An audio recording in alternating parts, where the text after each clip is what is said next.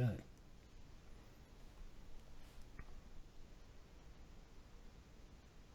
Right, hello everyone. I'm having a nice conversation with Dr. Jordan Peterson, Professor of Psychology at the University of Toronto. He's also a clinical psychiatrist and he owns his own practice. Is that correct? Yes, I run a clinical practice and I see a number of clients. Great. Well, thank you so much for being here. I've been waiting for this conversation for a long time, I have to say. My pleasure. I'm looking forward to it. Yeah. Would you like to tell everyone how you came to prominence, how people came to know who you are? Because you kind of shot out of nowhere and all of a sudden your name was everywhere. And I think it's quite an interesting story if you'd like to tell it. Yeah, well, it's a strange thing and I haven't quite been able to figure it out yet. Well, I had a YouTube channel. I've had a YouTube channel since 2013 and I've been putting my lectures on it. My two lectures from the University of Toronto, one deals with personality and its transformations, and the other is based on a book I wrote called Maps of Meaning, which is an analysis of the psychological significance of mythology, among other things. And I noticed by last April, thereabouts, that it had had 1 million views, and that got me very interested in YouTube, because 1 million of anything is a lot. Oh, yeah. And so I started to understand then that YouTube was about more than cute cat videos. And I contacted the university and let them know about that, because I wanted to increase the professionalism of what I was offering, because it was basically iPad with lavalier mic, So I didn't even cut the slides into my videos because I didn't have time to do the editing.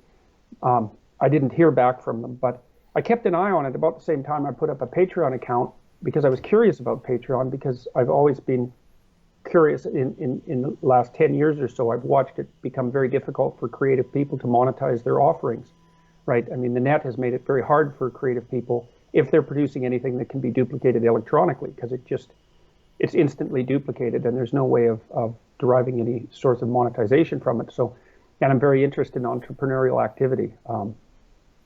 I work with a company in California called the Founder Institute that fosters entrepreneurial activity all over the world, about 135 different cities now, and I help them select people who have creative and entrepreneurial ability.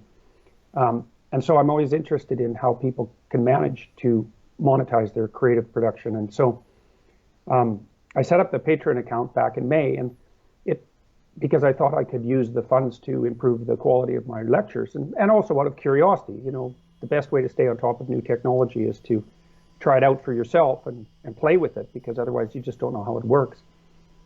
Anyways, so that's the background. And so I had about 300 hours of lectures online by last April. And some of them too were from I've worked with a public television station in Canada called TV Ontario, and I did a fair bit of commentary and appearances on, particularly on a show called The Agenda with Steve Paikin, which is a fairly well-known real news show. It delves into political and sociological issues very seriously. Anyway, so that's the background. And last September, there were a variety of things were sort of coming to the forefront for me politically. I'd also been writing a book, which is coming out in 2018, called 12 Rules for Life, an Antidote to Chaos.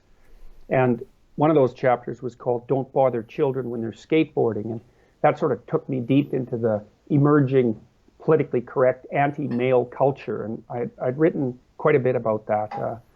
It's something I find particularly appalling. And I've also been keeping an eye on political correctness for quite a long time, probably since 1993, because it arose around 93. I was in the States, in Boston, and noticed that it had moved, that it had reemerged as a force, but then it sort of faded back away, maybe because the American economy boomed so hard, but then it started to come back with a vengeance about 5 years ago.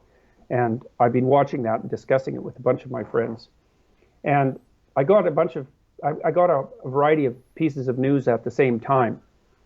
I had some clinical clients who were being bullied very badly by social justice warrior types in the workplace and driven stark raving mad, not precisely literally, but close enough by that kind of pressure. And there was some particularly pernicious legislation being not only what would you call, formulated and offered, but also passed in Canada, including something I made a video about, which was what I regarded as compelled speech, the requirement now that people have to use these made-up pronouns like ze and zer, which no one has adopted and which have only been invented by people on the extremely radical left. And there was a requirement emerging in legislation that those had to be used on demand for people who were, let's call it, ambivalent about their what's come to be known as gender identity. And I don't really have a problem with people being ambivalent about their gender identity. That's their business. But for the legislators to decide that there will be a requirement to call people what they demand to be called, I felt that was crossing a line that should never be crossed.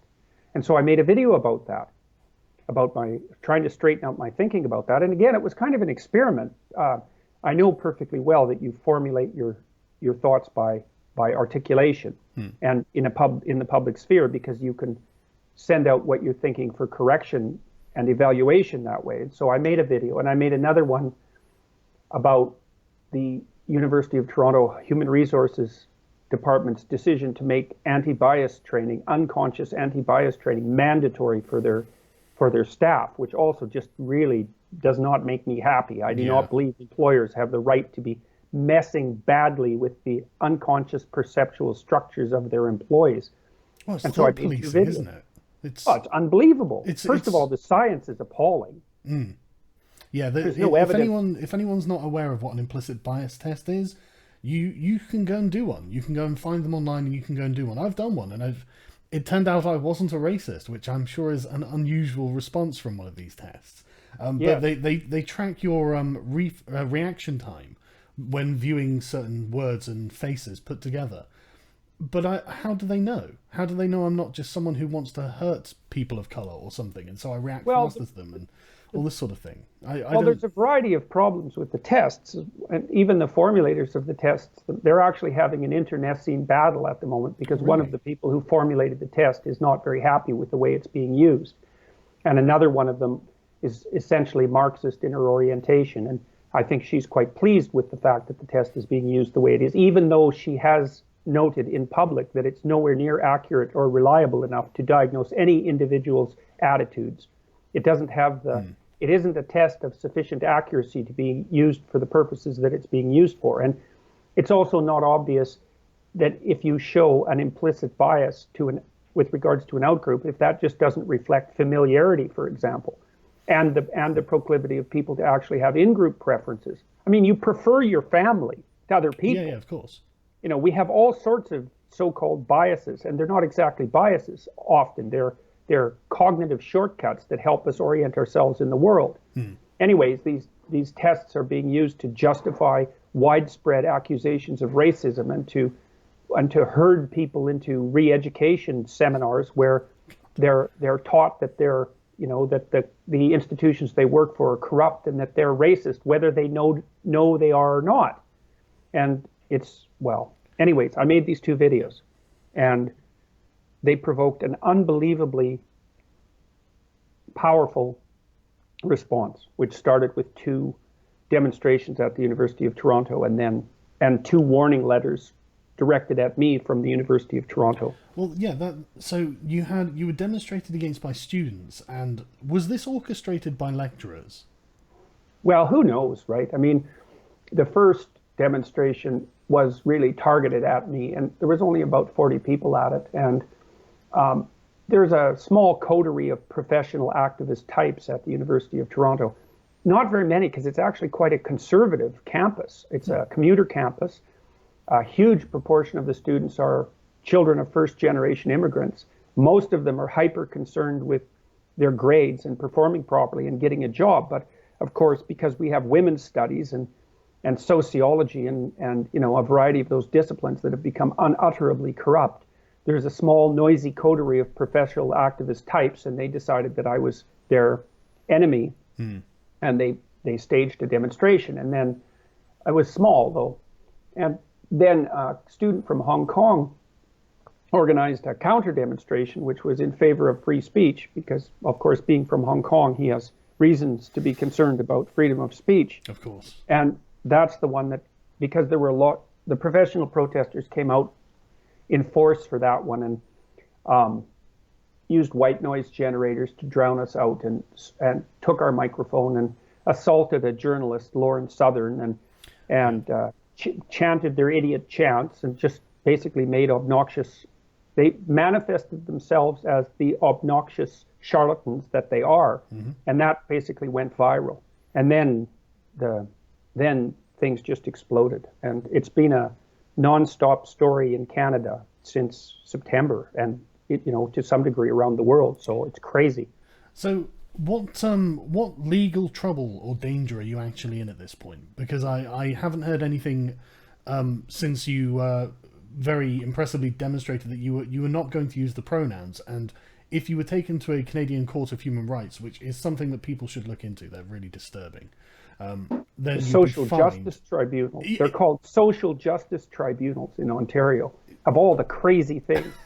It's like an ideological takeover, isn't it? I mean, it's hard to describe it as anything other than that. They've got a certain set of specific, almost like shibboleths, and if you don't abide by them, you're going to go and you're going to be killed like a Gideonite or whoever it was that was killed in the Bible.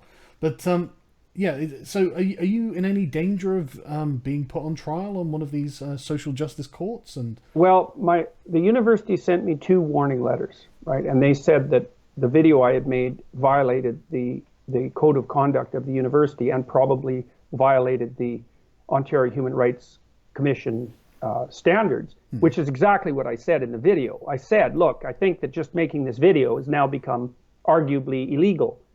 And the first thing the press did was jump on that and say that I was overreacting.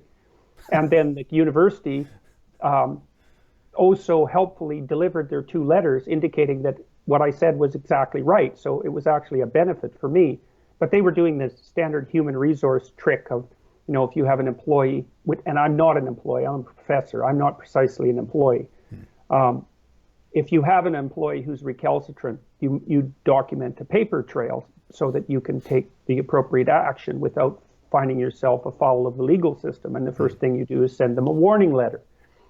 And then they sent me this warning letter, and it was full of errors. So I suggested that they take it back and formulate it properly so they didn't make fools of themselves. But they didn't do that. So I read it on YouTube and criticized it. And then they sent me a second letter, which was really appalling, I thought, because what it said was that they had received many, many letters from people indicating that I had turned the campus into an unsafe space. So you can imagine what sort of people were writing the letters. Yes, I absolutely can. Yes. and that, so again, that they required me to cease and desist with regards to to the statements I was making. But they didn't mention at all the thousands of letters they had received from people supporting me, and which I knew perfectly well they had received because people had CC'd me on them. They had received a 10,000 signature petition, for example, and they didn't mention that. And I thought, oh, I see, that's how large institutions take the low road to corruption. They start by selectively omitting facts that aren't convenient. And I told them then, too, that they could take the letter back and say, look, we've received letters from people who are supporting you, and we've received letters from people who are not happy with what you're saying, and we've examined our own policies and the relevant laws, and we've decided that we have to send you a letter of discipline. It's like, okay, fine. You do what you have to do. And they have lawyers, and they're being advised by them. But to selectively omit half the story, I thought was, and still think, that is absolutely appalling. Plus, there was no practical reason for it. It's a deliberate lie. They've done it on purpose to specifically misrepresent what's happened. This is something that we see constantly from left-wing activists. I mean, I'm sure you see it from right-wing activists as well, but I don't see them shutting down free speech on universities, so I don't find myself perturbed by them at all, to be honest. Right. And until they do start doing things like this, then, as soon as we have, like, Christian courts in the Western world or something, then I'll start complaining about them. But until then, I'm really concerned about the left-wing ones, just because they seem to be having the effect. But the fact that they'll deliberately omit this information, it's a lie. It's a lie by omission, and I've got no sympathy for it. It was even worse than that as far as I was concerned. I mean, that was bad enough, but it was a stupid and counterproductive lie of omission that reflected badly on the university. And I don't have anything against the university. I'm actually quite happy to be part of the university. So I thought, listen, guys, you can make your damn argument and be completely truthful about it, and you won't weaken your argument. So why don't you just do it straight so that everybody can see? But no way, man. They had to only tell half the story. Mm-hmm. So this is something that honestly I cover, like, universities and the media very regularly because I'm very concerned about all of this, and it's exactly the same kind of practice. Whenever you see how these people operate, when you go to their they'll set up their own like wikis and stuff like that. It's exactly the same. Anything negative they will include. Anything that's even neutral, even just a neutral assessment of something, they'll completely leave out. And I think it's all about narrative crafting, and I think the way they think of it, I think they think in like stories, and I think they think in terms of good and evil, and I think they're trying to create a good guy and a bad guy, and I think they obviously want themselves to be the good guy, and therefore anyone who opposes them is the bad guy. And see that's the big problem, is that if you're going to craft a narrative about good and evil, which I think you can't help but do, you should include yourself in the evil part, and not try to put all everything that's negative somewhere else.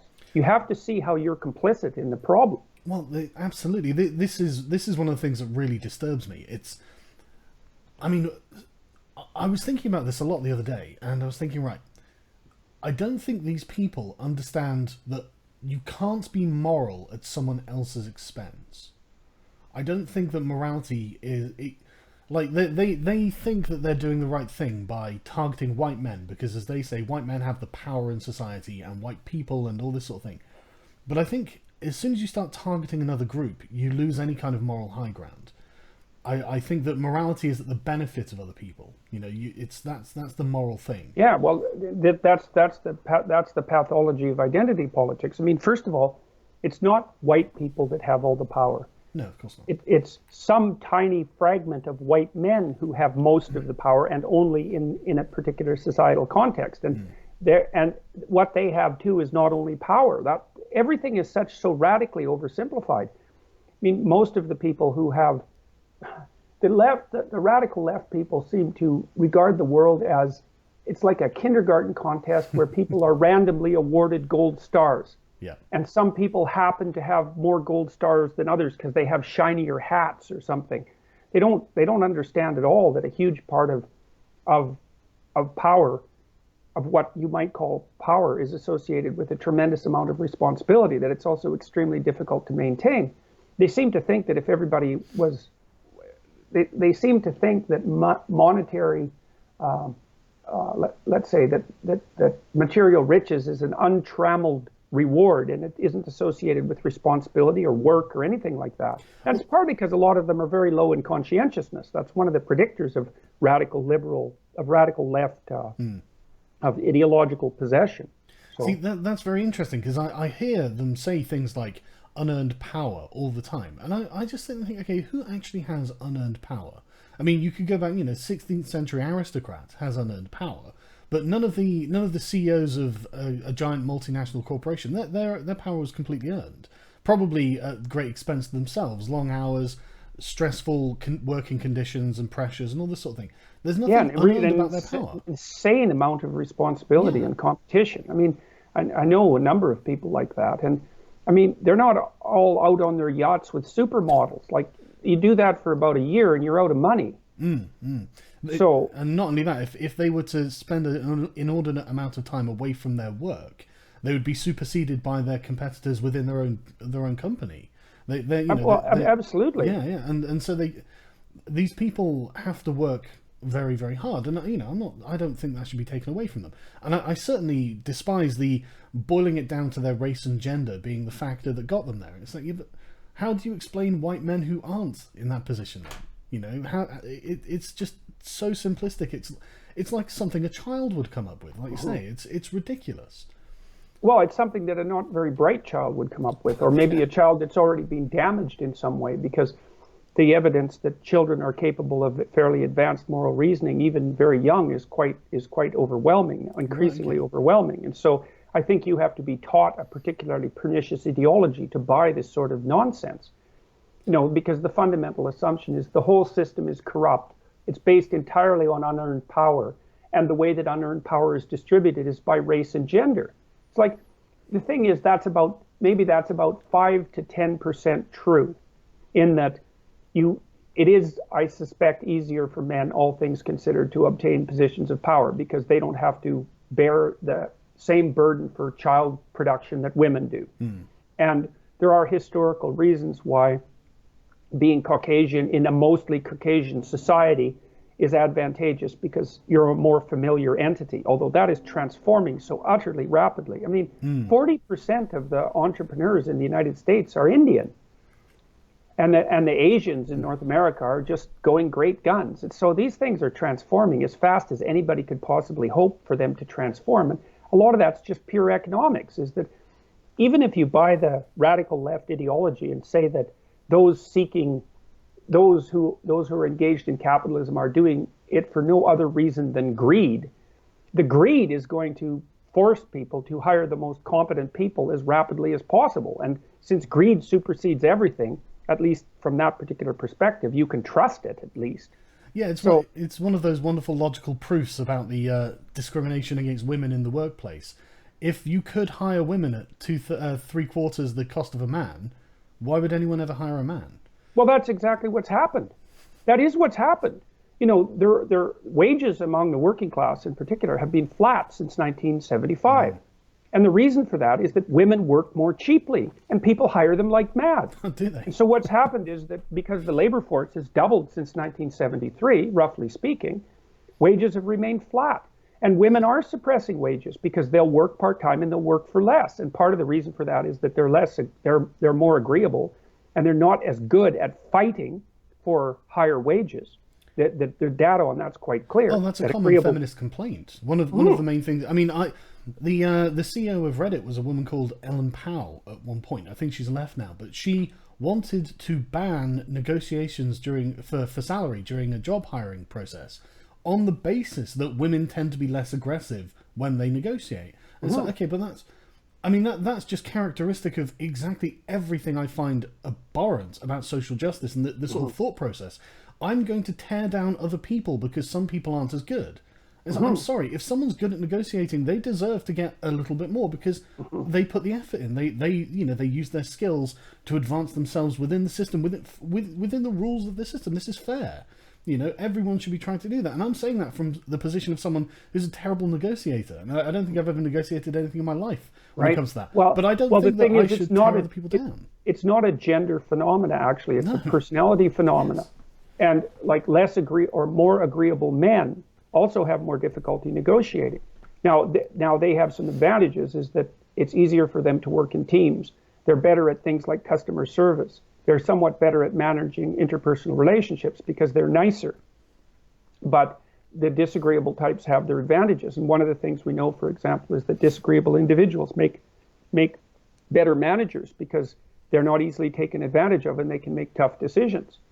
And so, there are all sorts of factors that go into determining someone's pay, for example, and negotiating ability is one of them. It's not the biggest one by any stretch of the imagination, because conscientiousness and intelligence are much better predictors of salary than agreeableness, but agreeableness plays a role. And we won't be able to understand these things until we can actually take a real cold look at them without having to worry about whether our findings justify the gender is only a social construct argument and the a priori assumption that everyone's exactly the same except for how culture shapes them differently.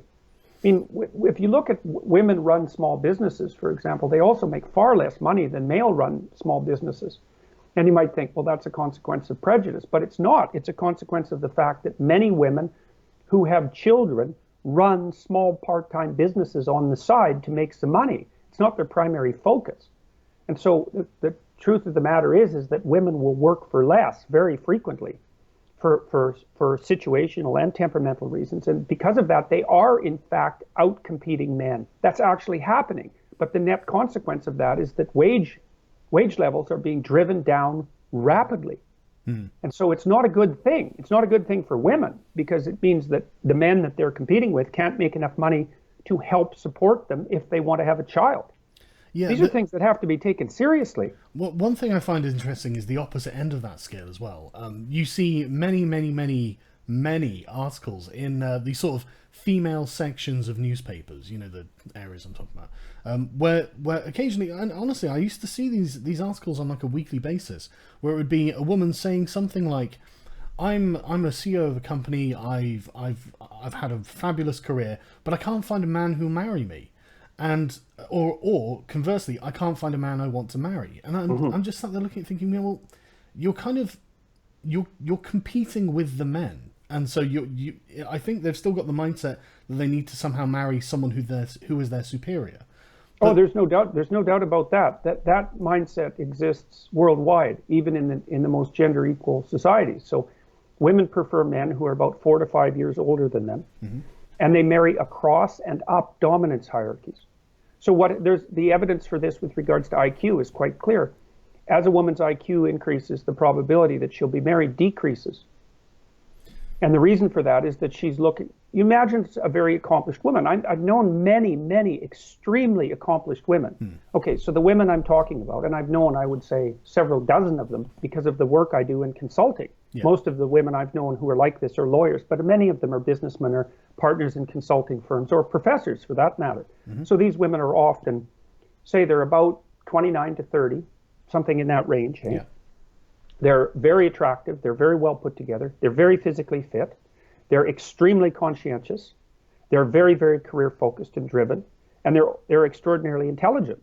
Well, they intimidate every man who comes near them. I mean, yeah, I can imagine. And it isn't because they're acting in an intimidating manner, although they do. It's also because men tend to mate across and down dominance hierarchies. And there just aren't that many men who are attractive, 30, very career focused, very conscientious, very well put together physically, very intelligent, and earning a very high salary. Like the number of guys like that who are also unattached. Like there aren't any guys like that. Yeah. And I mean, so, and then you add one more dimension to that, which is that a 29 to 30-year-old woman, say, brings a problem to the table that a 23 to 25-year-old woman does not bring to the table, which is that she wants to have a child tomorrow, whereas a 25-year-old woman wants to have a child sometime in the next 5 years. And so unless the guy that she's looking for, this 29-year-old woman, is like ready to go at the drop of a hat, then it's easier for him to just pick a younger woman who is also not as intimidating. And so this happens all the time. And it, I mean, there's no place to lay blame. It's just how it is. I mean, I understand why these women are doing what they're doing. No woman wants to find a man she has to support. And the reason for that is because she's actually looking for support because she wants to have children. And that's perfectly reasonable. But there are circumstances under which that radically reduces the domain of choice that's left for certain women. Yeah, so, I mean, I think it's very admirable if you're an intelligent person, you're doing very well, you keep yourself very fit and attractive and healthy, you cultivate a lifestyle of excellence. That's a very admirable thing. But it's also, and like you say, I mean, I can understand from a man's perspective why it would be an intimidating thing. Because you think, well, if they hold themselves to such high standards, they're obviously going to hold me to such high standards as well. Because why would you allow your partner to, well, be a slob?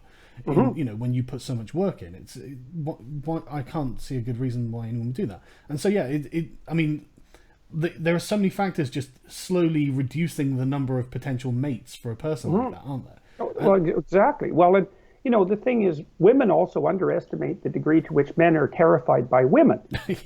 And it's because men's experience, generally speaking, is, although it's changed to some degree in recent years, is that the most probable answer to the question, will you give me your phone number, is, are you kidding? Yeah. Right. So exactly. So the probability of rejection is very, very high. And these women that have all these things going for them are also terrifying targets for rejection. And men also assume that, well, they must be flooded with requests, and they don't even bother, And then the age thing also kicks in hard. And this is one of the things that makes women's lives particularly complicated, in my estimation, is that they have to solve all the complicated problems of life in the time from the age of 20 to the age of 35, and men just don't have to do that. So the pressure isn't there for men. And so as women move towards their 30s, the power relationship between men and women also starts to transform, because I mean, there's almost nothing less valued than a young man. But that starts to change as men move towards their 30s if they're successful. Whereas there's almost nothing more valued than a young woman. But that changes as women move towards their 30s. So these are biological facts that make the mating situation, let's say, extraordinarily complicated and also quite tragic and even catastrophic. But there's no easy solution on the horizon. It's not like anybody knows what to do about it. No, I wouldn't think it's going away. I mean, I've seen I've seen so much that's on the sort of the end of this sort of line of events, where I mean, like from so many different places. Like there was I can't remember the name of the female actress, but she was, I don't know, 50 something, and she was in a newspaper being interviewed, and she was complaining that male actors tend to, when they get older, they cultivate gravitas. People respect them because they're old and they're grey. Whereas with older women, people aren't interested. And it's one of those things. Well, if you look back at your career, you made a lot of your success came from your looks, you know, and you flaunted that. You used makeup, you wore low cut tops, and you did photo shoots, and you appeared in a few racy movies to get yourself noticed and things like this. And it's like, well, yeah, I mean, you were taking advantage of a natural gift that you had, and that has gone because of the passage of time. A man never had that option, so he had to explore other ways to try and make himself be noticed. And so it's not surprising that after cultivating his personality, because he couldn't cultivate his physical looks in the same way, you end up with a different result at the end of that. But again, I mean, when you speak to any of these gender ideologues, they would never hear any of this.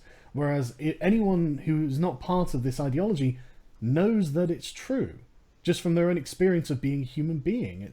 It drives me crazy, how out of touch they are and how much they'll pretend. I mean, it seems like an active pretense to say that, like the whole gender is a social construct. I mean, technically that's true, but you can't say there's no connection to a biological reality there. Well, it's only technically true in a very limited sense, too. I mean, we know there's a very powerful relationship between biological sex and gender identity, in that almost everyone who's biologically a given sex has that gender identity. The exceptions are a tiny, tiny proportion of the population. Yeah. And so there's an extraordinarily tight linkage between the two. Now, that doesn't mean that the way that sex expresses itself in society doesn't vary with social circumstance, because obviously it does. But there are underlying biological realities that and thank God they're there, because they give us touchstones and structure that people deny at their peril. And so the thing about movies, for example, is that there's only really two types of movie. There's romance and adventure. And romance is a young person's game. I mean, you can get a movie now and then that's about two old codgers falling in love, and that can be cute and it can be touching. And movies like that actually are made quite frequently. Yeah. But fundamentally, romance is a young person's game. And the reason for that is obviously it's the precursor to having children. Now, that's the other thing that seems to be missing from the conversation so often on the left. It's like, the purpose of romance isn't lifetime happiness. First of all, that's insane, because you're just not going to find a person that's going to make you happy. That isn't what the person is for to begin with. But second, the purpose of romance is set up the precondition for having children and doing it properly. And so, and that's another reason why it's associated with youth. And if our culture is so self-centered that we actually believe that the purpose of romantic relationships is to make the two people who are in the relationship fulfilled and happy, that's completely crazy. No one in their right mind ever thinks that. I mean, the reason that you have a relationship with someone over the long term, it's complicated, but part of it is in sickness and in health. Part of it is that life is punctuated by tragic circumstances of monstrous magnitude, and you're just more robust and resilient if there are two of you manning the oars rather than one. So that's a huge part of it. And of course, because our culture is also so youth obsessed, we never think about the last half of our life. A huge part of the utility in having a partner is companionship, and also the maintenance of sanity. I mean, you need someone around so that every time you manifest one of your uncontrollable weaknesses, they slap you on the side of the head and tell you to behave. And you do that for each other in a relationship that where communication is actually where communication actually occurs. And because of that, the two of you are much less likely to walk into a pit. And you stabilize your household so that you can produce children that won't drive you crazy, that won't drive other people crazy, and that have a half decent chance of growing up to have fulfilling lives. And we're so immature in our response to intimate relationships that it's just a never-ending cause of absolute amazement for me. It's like we're stuck in the daydream of a naive 13-year-old girl. It's something like that. That's a great line. Interestingly, I recently the BBC did an interview with an old feminist who was one of the original radicals during the 60s and 70s, and she was just saying flat out she regretted being a feminist because she didn't have a family. She wasn't married. She didn't have children, and feminism was for young women. It wasn't for old women. And I was thinking, well, that's a real tragedy. Well, that's for sure. Like, one of the things I want to do a video directed towards young women, because I'd like to tell them what lies they're being taught and are going to be taught. And there's a couple of lies. And the first lie is you're going to have a career. Okay, no, a tiny fraction of people have careers, maybe 2%. Okay, most people have jobs. Yeah. And the definition of a job is an activity that you get paid for because you wouldn't do it voluntarily. Mm-hmm. Okay, so first of all, you're not going to have a career, you're going to have a job. Second, most jobs aren't very desirable. They're not very meaningful. They're not the center place for your life.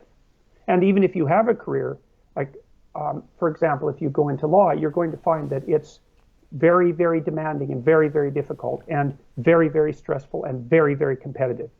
And you're not going to find the fulfillment of your desire, for example, for intimate, close interpersonal relationships in a competitive domain like law. No. It's just not going to happen. And if you go and be a doctor, then you're going to be looking at 60-hour weeks. And so careers are exceptionally demanding. You're never done. You're always working. And jobs are people pay you to do jobs because the jobs are difficult and unpleasant and require responsibility and difficult decisions. Okay, so that's the first lie. The second lie is that career or job is actually the fundamental purpose of life. Mm-hmm. And that's not true. The most important thing in life is your family, your relationship, and your children. And you might not know that when you're 19, because what the hell do you know when you're 19? You don't know anything. 7 years ago, you were 12. You don't know anything. Yeah. And what you don't understand is that by the time you're 40, if you don't have a family and children, you are one lost soul. Because as you get older, and I mean, I've had a very good career and it's still going just great guns. And I don't expect it to end, unless someone gets particularly irritated with me for another 15 or 20 years. But I can tell you that despite all that, despite the fact that I'm absolutely fascinated by my job and my career, and I'm in a very fortunate position because it's an extraordinarily interesting job. Ever since I had kids, they were the most important thing in my life. And as I get older, that just becomes more and more and more clear.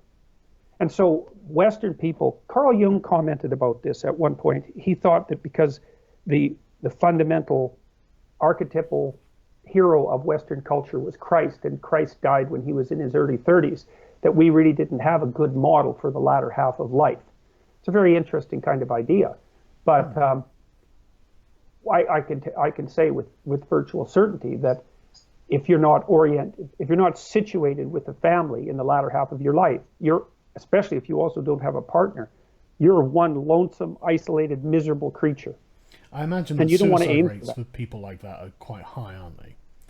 Yeah. Well, and increasingly, we're going to have a society where there's a tremendous number of isolated old women who have no one. Now, that's partly because men die young too, compared to women. Yeah. But You were talking about this famous feminist who didn't have children. It's like not having children, and you'll wake up when you're 35 if you're not careful, if you're female, and you'll think, oh, I don't have any time left to have kids. And that is not fun. That is not a good realization. And then maybe you'll be on the assisted reproduction carousel for the next 10 years. And believe me, that's like having a near fatal disease. That is not entertaining. Yeah, there are plenty of communities of young men who know exactly what you're talking about there, and they call it the baby rabies. When a woman reaches her mid-30s and suddenly she has to have a baby, and it's something well known by people who are like, in the dating scene and who are dealing with it, and you get all sorts of. I mean, they sound like academic denials of these things, but they never translate into reality. You can always just say, yeah, but it's actually happening as people describe it. So however you've rationalized it must be wrong, even if I can't identify why it's wrong, because it's just not translating into what's actually, being experienced by people on the ground. Well, it's wrong because life in some ways isn't that complicated. There are fundamental, like people think, well, what should I do with my life? Okay, well, the first answer to that is, do what other people have always done, unless you're certain that you're exceptional in some manner. And even if you are, you're probably only exceptional in one direction, not in all. So what do? Well, you get as educated as you can so that you can make yourself useful, so that you have a skill or multiple skills that other people will pay you validly for. And not only because of that, but because you need to contribute to your own maintenance and to the health and survival of the broader community. Okay, so you have to do that. Get your act together. Get yourself a trade or get educated. Then you need a job. Then you need an intimate partner. Then you need a family. It's like, and if you miss any of those, then you're in trouble. Now, you might not think so because you might be cynical about it or prematurely cynical, which is so many young women, you ask them at 19, well, do you want to have children? They think, oh, well, I don't think so. It's like, you don't know what you're talking about. Yeah. And why people have decided that you should be some sort of authority about it is nothing but an index of how pathological our culture has become. You don't know anything. You're a child. You haven't read anything. You haven't accomplished anything. Your parents have taken care of you up to this point. And you can pronounce on something as profound as how society should be constructed. It's absurd. And it's dangerous for the women because they don't understand where they're headed. And other women lie to them. They don't sit the 19-year-olds down and say, look, you should pursue a career. You're smart. You've got something to offer. And society needs your intelligence. But you better look the hell out because women have complicated lives and they also have to have a family. And you're going to struggle like mad to figure out how to balance those two things. And nobody's going to help you. See, so, I always find that, I can't even imagine being in my teens and deciding that I'm going to go through some sort of huge functional change to my body as in transition from one gender to another, and at 19 and then have everyone around you tell you that this is a completely normal thing to do, it's a good idea, you should do it if that's how you feel. Because I used to read a lot of like the ancient Greek moralists, and one of the things that they emphasize is your personal character and your wisdom. And one thing that people never ever emphasize is you change. The things you want and the things you feel and the things that you think you actually wanted, they change. I mean, my dad always complains about the tattoos he got on his arms as a kid, and I'm thinking, God, Dad, you're lucky that the worst that you did to yourself is get tattoos. Because there are people these days who are doing tremendous amounts of body modifications and transitioning and all that sort of thing. And, if that's what they want, then that's fine. But I think that these people should just bear in mind that you might not always want that. Even though... there's a classic example of that occurred in Canada with a scientist named Ken Zucker. Right. So Zucker is a psychologist, a clinical psychologist and a good researcher, and he worked at a mental hospital called CAMH, the Center for Addictions and Mental Health, which is the major mental hospital in Toronto. And he ran a gender dysphoria clinic there for years and was a recognized expert in the field and by no means radical, not even political, I wouldn't say. He doesn't have a political bone in his body. And his observations of children with gender dysphoria were quite clear and well supported by the academic literature. So Children with persistent gender dysphoria, about 80% of them come out as gay in their teens. But 90% of them settle into their biological identity by their late teens. And so his advice to parents was, leave the damn hormones and knives alone, because there's a very high probability that A, your child is homosexual, and B, will adapt to their body perfectly fine and even forget about their gender dysphoria as they get older. But now he got fired. He got taken down by social justice activists and is in the process of suing the Centre for Addictions and Mental Health and the Toronto Star and the University of Toronto student newspaper. And I hope he wins all 3 court cases. He should, because he was very much supported by his scientific peers. There's nothing radical about what he said at all. All he said was, caution is the watchword. It's like part of the Hippocratic Oath is to not do any harm. If I remember correctly, maybe that's not the Hippocratic Oath, but it's a medical dictum from the Greeks. First, do no harm. I think it's the Hippocratic Oath. I think it is. I think it is. And so it's like, well, your child is unhappy or playing at something. And children play very intense games of pretense all the time to do things like investigate the structure of the other sex, and to rush them into transition is there's going to be lawsuits, like there are going to be class action lawsuits like mad in 15 years when some of these kids that were transitioned early and sterilized, they're going to have an absolute fit in their 20s when they realize what was done to them. Well, that's something that a lot of people don't realize, is just how drastic some of the changes are. I mean, like say sterilization is, I mean, I didn't even know until a friend of mine's qualified as a medical doctor, and he was saying, the hormones they give you increase your chance of cancer. You end up getting chemically castrated, and that's before you've even had any kind of surgery to permanently modify your body. And I mean, just like, oh God, I mean, and I'm just thinking from like a sort of, if as a father, if that was my son, I'd be like, okay, look, I appreciate that's how you feel, but don't rush, because you might change your mind and you can't come back from that. Yeah, well, you say don't rush. You say, I have a duty to protect you from your own impulses when you're too young to understand the world. That's what it means to be a parent. And it's an abdication of parental responsibility to do otherwise.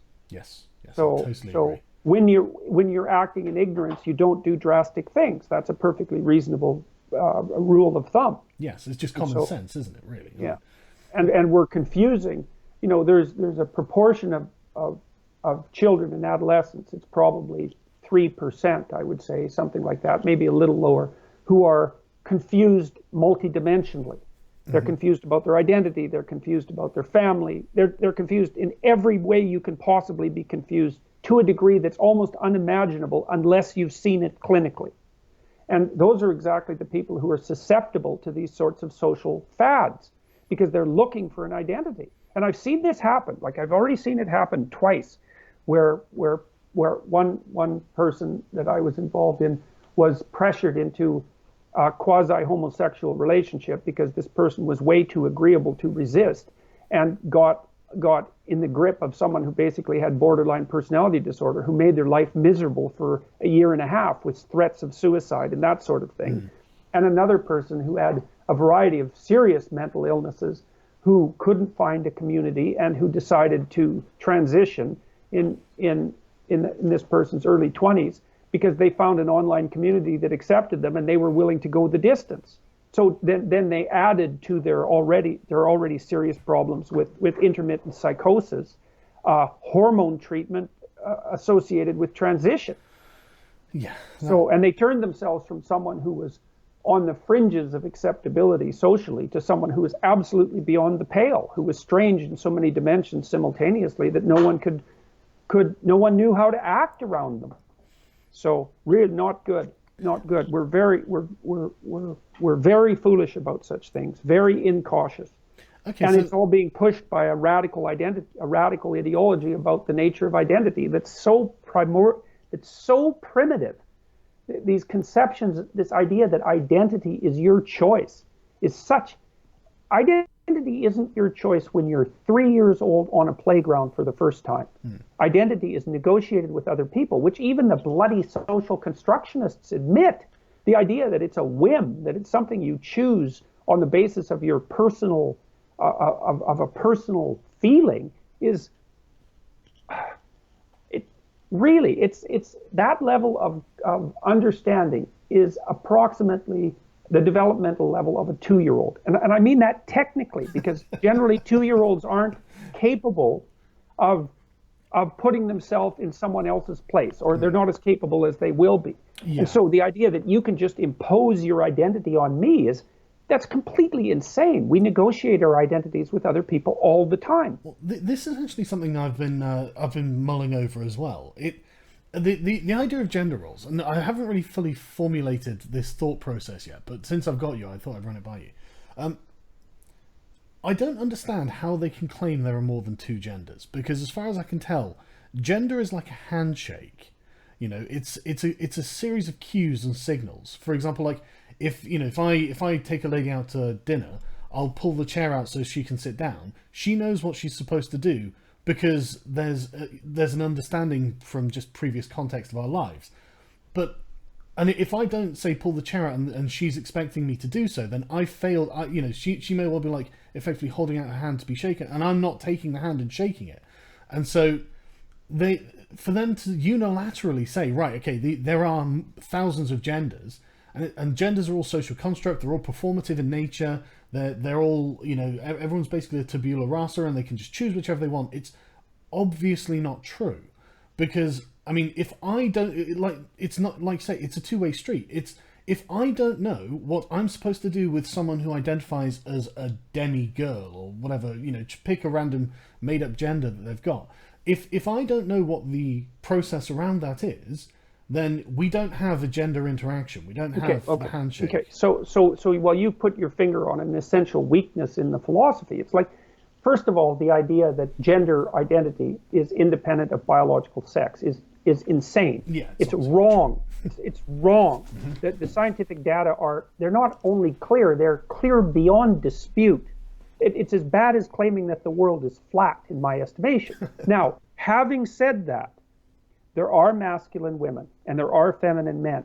If you look at temperament, for example. So on average, men are less agreeable and lower in neuroticism than women.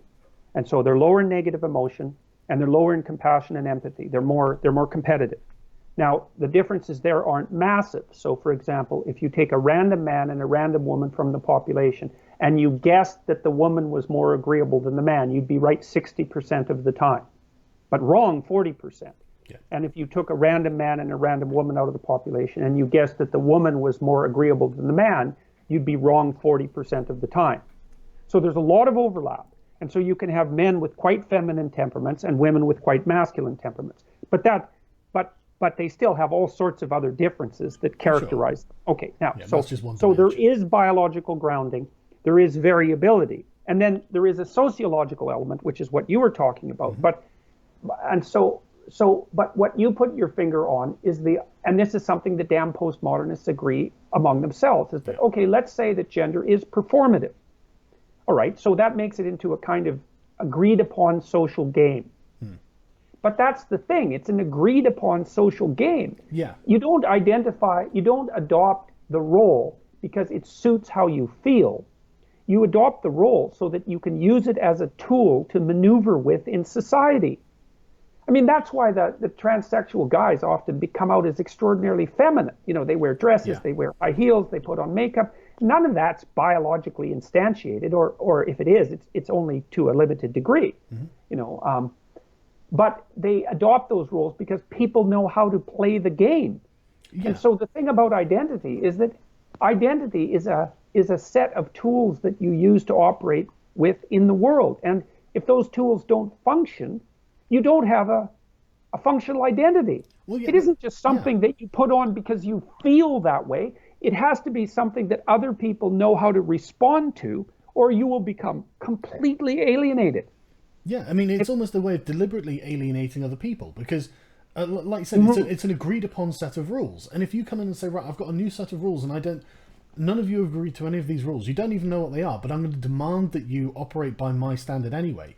I mean, it's hard not to see that as a method of controlling other people. It is precisely that. It's narcissistic to the core. And, I've received a lot of letters from transsexual people. I think about 30 now. Mm-hmm. And these are people who've gone the distance. They've transitioned. They've so gone through the they're whole rare process, people. Yeah. And so 30 of them is a lot. And 29 of them are in favor of what I said. Now, there's a reason for that. And one of the reasons is first of all, they say, these damn trans activists do not speak for me. Because here's the idea. Well, I claim that I'm a member of a community. And then I claim that because I'm a member of that community, that I know what the community thinks, and that the community is homogenous, and that now I'm a valid spokesperson for the community. It's like, well, A, you're not a member of a community just because you say so. B, the community is no more homogenous than any other community. It's not even a community. Yeah. C, the mere fact that you're a member of that community doesn't make you a valid representative of the community. And D, no one granted you that power. So we have this reflexive idea right now that if you're a minority person of whatever minority sort, that you immediately get to speak for the minority. Well, all these transsexual people who've been writing me say, no, we don't buy any of that. And the next thing they say is, you have no idea how much more difficult my life has become since these trans activists have started beating the gendered pronoun drum. It's like, I'm visible, I'm a targeted, visible minority as it is. Especially the guys who are transitioning to women who are not attractive. And that's almost all of them, right? I mean, very few women are attractive women. That's the proportion of men who are attractive women is vanishingly small. And so, and especially if they're tall or they have broad shoulders or, they have other attributes. Hands and exactly. Yeah. Or they're masculine looking. They make terrible looking women. Yeah. And what they're hoping is that maybe people will accept them for their contrary behavior if they don't cause too much trouble and they try to be invisible. And I do believe that's the best that people can hope for under circumstances like that. Yeah. And the gender activists who are doing everything they possibly can to make these people as visible as they can possibly be, and then they're claiming that they're acting in their own in their interest. It's like it's rubbish from top to bottom. And these people haven't asked for it to begin with. Yeah, this is one of the major problems I have with I don't have just social justice activists, the self-appointed representatives of people who they can't even name. They don't know who they're talking about, but they've decided, right, these people are black and therefore we must share a bunch of interests. And I mean, it's well, like Hitchens was saying. Yeah, it's racism. It's racism perfectly defined. It's like, there are black people. They're all the same. Yeah. I'm a black person. I'm just like them. I can say what black people think, and you should listen to me because all black people are like that. Yeah. It's like exactly what a racist says. Is all those black people, they're all the same. Yeah, it's like, exactly as Hitchens said. They're not. It's a lack of discrimination between these individuals. That's exactly the point. But what I find most interesting, though, is that they use this as a path to power. They use this is their weapon to get something from someone else. I represent someone else. I mean, whenever they say it, they can say, look, I think this, I'm black and therefore I think this. But they don't. They always say black people, someone else, even though everything they're saying is about their own self-interest anyway. These feminist women who are like, well, I'm a feminist, therefore you need to do things for women. It's like, okay, when you say for women, you mean just for you, though, don't you? Because really you don't represent anyone else, and you're just using this as a weapon to get something from someone that is actually unearned. You didn't earn this. It's even more reprehensible than that, because, this is the idea of weaponizing compassion. It's like, well, if you were a good person, you do what I'm forcing you to do on behalf of these oppressed people for whom I speak. It's like, it's very difficult to parse through that. You think, well, there is prejudicial discrimination. And it's wrong. And prejudicial discrimination occurs when a person should be encouraged to, or allowed, or promoted into a position because they have the skills necessary to do an outstanding job in that position, and they're being denied it for reasons that have nothing to do with those skills. That happens. Yeah. Of course. Now, it happens in every society, and we're doing everything we can to stop it from happening in Western society because everyone, right or left, basically recognizes that it's foolish not to make use of talent. But it's more than that as well. It's it's unfair. Just because someone happens to have found themselves created in a certain way, what's the justification to prevent them from doing something unless there is a real physical barrier? For a woman, she's obviously not going to be a shelf stacker if she's particularly short or something like that. There's a physical barrier. But if there's not a physical barrier, there's no real justification for it. Well, I think you don't even have to go down the fairness route. You can do it just from the perspective of cold-hearted self-interest and greed. Well, there is also that as well. Yeah. Well, which is if someone has the capability, then you should exploit them. But then the reason I'm making they're that going to take you out of context saying that. Yes, I know. But the point is that you don't have to attribute kind-heartedness to a capitalist system in order to note that it will function properly. It's pure, naked self-interest and greed makes it imperative that if you have a skill, I'll use it. I don't care what color you are or whatever else there is about you. If you're competent, I want to see the damn competence. Yeah. And the economics will drive me towards doing that. So the reason I'm making that point is you can reach broad agreement across the entire political spectrum that prejudicial discrimination is flawed at every level of analysis. Mm-hmm. So we don't need to have that conversation. Everyone agrees on it. But to go from there and make and to make a case that you can speak on behalf of people who are being discriminated against because you happen to be a member of that category is palpably and to derive virtue from that. It's like, I'm against discrimination. It's like, yeah, well, me too. I'm also against poverty. I'm against illness. I don't need to wave a placard to say any of those things because it's so bloody self-evident. Yeah, there isn't anyone who's for poverty. Yeah, you would think that this could just be assumed and then we could move on to the next stage of the conversation. But that's another thing as well. The number of mind readers who take up social justice as a hobby, career, or interest is incredible. They tell me exactly how I think about things. Oh, that's very interesting. Thank you. Mm-hmm. I didn't know you knew my mind better than I do. But I mean, so, okay, do you mind if we switch subjects a little bit? Because one of the things I think a lot of people are concerned about are the number of Marxist, postmodernist, gender ideologues in academia. Yeah. They're everywhere, right? That's how it looks from the outside. It looks like they're everywhere. Not necessarily in STEM so much, but I've seen attempts to make inroads into that. But it looks like sociology... Oh, yeah, those are ongoing. Yes, it looks like a deliberate sort of almost territorial acquisitions.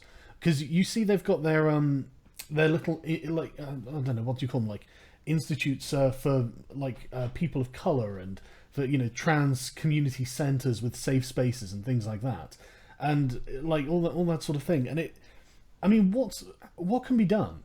Because we should stop funding the activist disciplines. Yeah, absolutely. Absolutely, we're producing a large fifth column in our society. Look, we've got these strange ideas that have emerged since the 1960s that being an activist is acceptable and honorable way of conducting yourself. Mm-hmm. And that means that you can go out and protest and find out who's responsible for the ills of society that isn't you and point your finger at them, and that you should be subsidized by the public purse for doing so, and that you should train other people in the same set of tricks. It's like the public needs to demand that the political activist disciplines be defunded. We could start with women's studies and all the ethnic studies types. All of that needs to be gone. Their methodology is appalling. They have no disciplinary standing whatsoever. They're pseudo-disciplines. They're cults. Yeah. They're ideologues. And they're aimed squarely at the demolition of Western civilization. They claim it. I know that sounds like a very, it's a radical claim, but that's what they say. Yeah, I'm literally with you. I mean, they are directly opposed to like Western liberalism. The political theories and ideologies that got us to being the most fair, tolerant, anti-racist, profitable, populous, everything that's great about our nations, they're directly opposed to. And then they'll come out saying, well, communist theory, Marxist theory says, and I'm just like, yeah, but when has that ever worked? When has that ever produced a society that anyone would actually like to live in.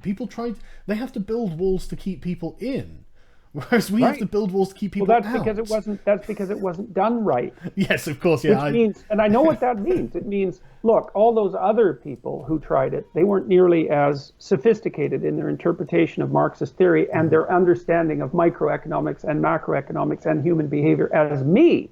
If I happened to have that dictatorial power, man, there'd be a utopia so fast that you can't even imagine it. That's what that means. Yeah, I totally agree as well. It's so arrogant. Narcissistic. It's unbelievable and historically ignorant and malevolent. I mean, I haven't been able to understand it, and this has been a mystery to me for decades. One being that students, when they come into my personality class, for example, where I teach them about the Gulag Archipelago, they know something about World War II and they know something about the Holocaust, but they know nothing at all about the tens of millions of people that were killed by Stalin and Mao. And if they do know, they've been taught to regard that as an aberration instead of as a direct causal consequence of those murderous doctrines. And it's because the academia has been dominated by the radical left for 60 years, and they've never properly come to terms with their role in producing those horrors. And I would lay that mostly at the feet of the bloody French intellectuals, including Jean-Paul Sartre, and then Derrida and Foucault, those horrid neo-Marxists who the postmodernists. Yep, who transformed their Marxism into postmodernism when they knew it wasn't going to go anywhere, and when it was no longer socially acceptable to be an apologist for that murderous son of a bitch Stalin. Yep. It's absolutely why it, at a demonstration, for example, I was demonstrated against at McMaster University about 2 weeks ago, and the students had the gall to bring out a banner that had a hammer and sickle on it. Can you imagine what would have happened if somebody would have come to the rally with a swastika on it? Oh, we know exactly what would happen. But thousands of communists would have turned up. The fact that it was a hammer and sickle, it's like, oh well, that's kind of cute. We're kind of bullshit. It's like you people are just you're as. I do not understand why it's socially acceptable to spout Bolshevik propaganda when it's not socially acceptable to spout Nazi propaganda. I totally agree. I just don't get it. But well, I do get it. The problem is that academia is full of apologists for the radical left. And it has been since the 1960s. And we need to put a stop to it. They're corrupting the universities. We see this everywhere. We see it constantly coming out where so many Marxist academics. I mean, there was a chap called George Cicarillo Marr, who just before Christmas had tweeted out that all he wanted for Christmas is a white genocide. And understandably, that pissed people off. And I looked into it. Yeah, he's basically a communist academic. And I'm thinking, I mean... Well, 1 in 5 social scientists in North America identify as Marxist. Yeah, I don't understand why liberalists aren't I really think the liberal tradition is important, and I think it's worth maintaining. And as it's an individualist tradition, and so when I see collectivists like Marxists and Nazis, I'm opposed to both on exactly the same grounds, for exactly the same reasons, in an exactly the same amount of force. I'm sorry, I totally reject everything about these intellectual traditions. They're wrong, they're dangerous, they rely on an outgroup to demonize, to propagate their own ideology. That's inevitably going to lead with political purges and they rely on group identity as the fundamental marker of human existence. Yes. It's like you're not who you are, you're your damn group. Yeah, you're not your individual identity, which I was watching one of your lectures, you were saying identity is made up of many layers. It's, there are lots of different aspects to a person's identity, and they think that they can choose like one or two and make them the most dominant thing, and then convince people that they have something in common with other people that share that identity. And I don't even know if that's true. There are so many people who would say, oh, I'm a gamer, but I like playing video games as well, but there are so many other things about that person that I completely disagree with and maybe dislike, that I would never find myself in common cause with them. And so the fact that we share an identity means nothing. You share an aspect of a multidimensional identity. Yeah. And you're a fool if you think about that as the canonical marker. Absolutely. And that's the real problem with identity politics. It's like, and I was thinking about this in relationship to this new pernicious doctrine of equity. And I mean, people who are promoting equity, they just need to be stopped. They need to be accused of doing exactly what they're doing, which is they're promoting a doctrine that is known to be murderous. Yes. There is no excuse for promoting it whatsoever. And so they need to be stopped. They've gone way too far with the equity doctrine. That's the worst thing I've seen the social justice warriors do. Well, can we talk about that a bit more, in fact? Because that's something that I find really pernicious as well, is the use of the term equality. Because I think that most sort of, when I say liberal, I mean sort of the sort of centre-right, centre-left, sort of, traditional conservative, traditional sort of liberals who are concerned about the working class or businesses, if you look at the political sort of spectrum of it, rather than the sort of fringe radicals outside of that intellectual tradition. And most people see that as being equality of opportunity, equality under the law. So equal treatment under the law, so no special favours, no group rights, nothing of the sort. But when they use it, they mean equality of outcome. And I look at that as a method of oppression. To say that we all have to have the same outcome is horrific to me. It's the ultimate method of oppression. And I've been trying to sort out exactly what's wrong with it technically. Mm-hmm.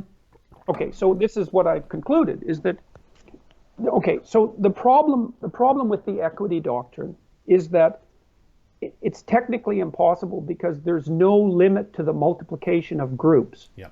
And so what's happened right now is that the equity types pushing for equality of outcome have raised a few dimensions of group identity to the ultimate place. And so they say, well, what are the crucial hallmarks of a human being? That's easy. Race, sex, gender identity, and sexual proclivity. It's so shallow, isn't it? So let's say we're going to equalize across those. Yeah. All right, but then you can see this happening with the multiplication of the LGBT acronyms. Mm-hmm. It's like, okay, well, wait a minute, and I'll be a postmodernist here. Sure. Okay, why are you privileging those group identities over others that are equally relevant? Okay, so let's add some other relevant ones. Okay, how about economic class? Mm-hmm. Let's do that. Okay, because we know, for example, that immigrant blacks into the U.S. do far better than blacks who were born in the U.S. Okay, and we also know that middle-class blacks, the children of middle-class blacks, do far better than the children of poverty-stricken blacks. Mm-hmm. Okay, so we're going to add economic class. All right, then what are we going to do with racial identity? We're going to fractionate that. So let's take dark-skinned people. Are we going to consider them all black, let's say, or are we going to note the well-known differentiation between relatively light-skinned blacks and relatively dark-skinned blacks within the black community? That is something they do as well. Very much so. Absolutely. Mm. Okay, so let's say, well, how many races are there? Are there 3? Are there 10? Are there 30? Are you going to add ethnicity to that? You're going to add class. Okay, how about attractiveness? So would you rather be a racial minority or ugly? That's a great question. I think I'd rather be a racial minority. Thank you very much. Well, everyone I've ever asked that question to immediately says that. That's a great question. About height? What about height? Yeah. What about health? Yeah. What about intelligence? What about temperament? Because the temperamental determinants of outcome are very, very powerful. They're more powerful than racial or gender. Okay, so what happens is it's combinatorial explosion is the death knell of equity. 10 races times what? 2 sexes? Or how many sexes? 5? Wow, yeah. As many as you choose, yeah. How about 70 gender identities? Okay, so now we've got 10 by 3 by 70. We haven't even touched temperament. We haven't touched it. Oh, you seem to have frozen there. Can you hear me? Oh, God. Across which equity can be calculated, multiply to infinity. That's why you need to focus on the individual, because individual focus is the only focus that takes into account all the differences between people. That's what the West discovered. Do you know what's very interesting about this? This sounds very much like Hayek's argument for a non-centralized, non-planned economy, but made to social interactions. Because his argument was it's irreducibly complex. So if we let people work it out on their own and set their own market prices and whatnot, then we don't have to worry about the scale and scope of what the endeavor we're undertaking. Yeah, well, it's actually technically true from a computational perspective. Is that, you see, it's so funny because the postmodernists actually discovered that. See, because one of their central claims was, well, you cannot specify a canonical interpretation of a literary text. There's a very large number of potential interpretations, right? And which is absolutely true, because a text is like a Shakespeare play is a very complicated phenomena. Okay, so that means that the domain of interpretation is unbounded. And then they thought, oh, that's a big problem, because that means the domain of interpretation in general is unbounded. Well, that also happens to be true. That's why artificial intelligence researchers have had a hard time generating machines that can perceive the world, because there's almost an infinite number of ways you can perceive the world. So the postmodernists really were onto something, although they made the fatal mistake of saying, well, because there's an almost unlimited number of interpretations, there's no way of determining which of them are correct. And that's where they're starting to make a mistake, because that goes back to our initial discussion, is that, well, I have to extract out from a text an interpretation that's functional in the world that other people also allow. So there are parameters and restrictions that are built into the interpretive systems. Well, the same thing basically applies to problems of pricing. It's like, well, what's the price of something? Well, that depends on the price of everything else. Okay, who can compute that? No one. It can't be computed. So what do? You leave people to compute it on their own. It's the only solution. It's a distributed computational solution. Now, and it produces errors of all sorts, but they can't be fixed. Yeah, and I mean, and it's okay to have a certain amount of margin of error. I mean, it's, and this, oh my God, this is another thing that I see constantly, the quest for perfection. And it drives me crazy, because human beings are never going to achieve perfection. So stop trying. This utopian, if we just get everyone to believe the same thing, then it will finally work. And it's like, yes, but you will never get everyone to believe all the same thing. And of course, this is why the dissidents have to be shot.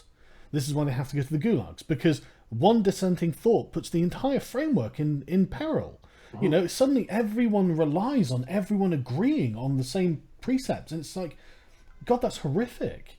That's a mandate for the worst form of totalitarianism, and to get rid of people who, I mean, it is built in, right? I have an ethical duty to kill this person, because if they keep thinking what they think, other people might believe it, and suddenly the whole system will collapse, and people go hungry. There'll be terrible things. So now I'm ethically obliged to murder you because you have a dissenting thought. And so the utopian question, in some sense, has already been solved within the context of Christianity.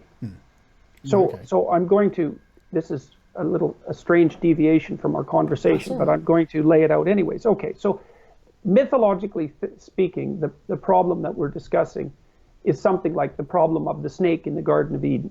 And that's what you were just discussing. It's like dissidents. Okay, they don't agree. They pop their heads up and say, wait, there's something incomplete here. Okay, so that's the eternal snake in the Garden of Eden. You can't make a paradise, even if you're God, without having a snake in there somewhere. It's amazing, isn't it? Even God couldn't create a perfect Even God paradise, couldn't do it. Even God, even God couldn't make paradise for human beings without a snake. Okay, so then the question is, well, what do you do about the snakes?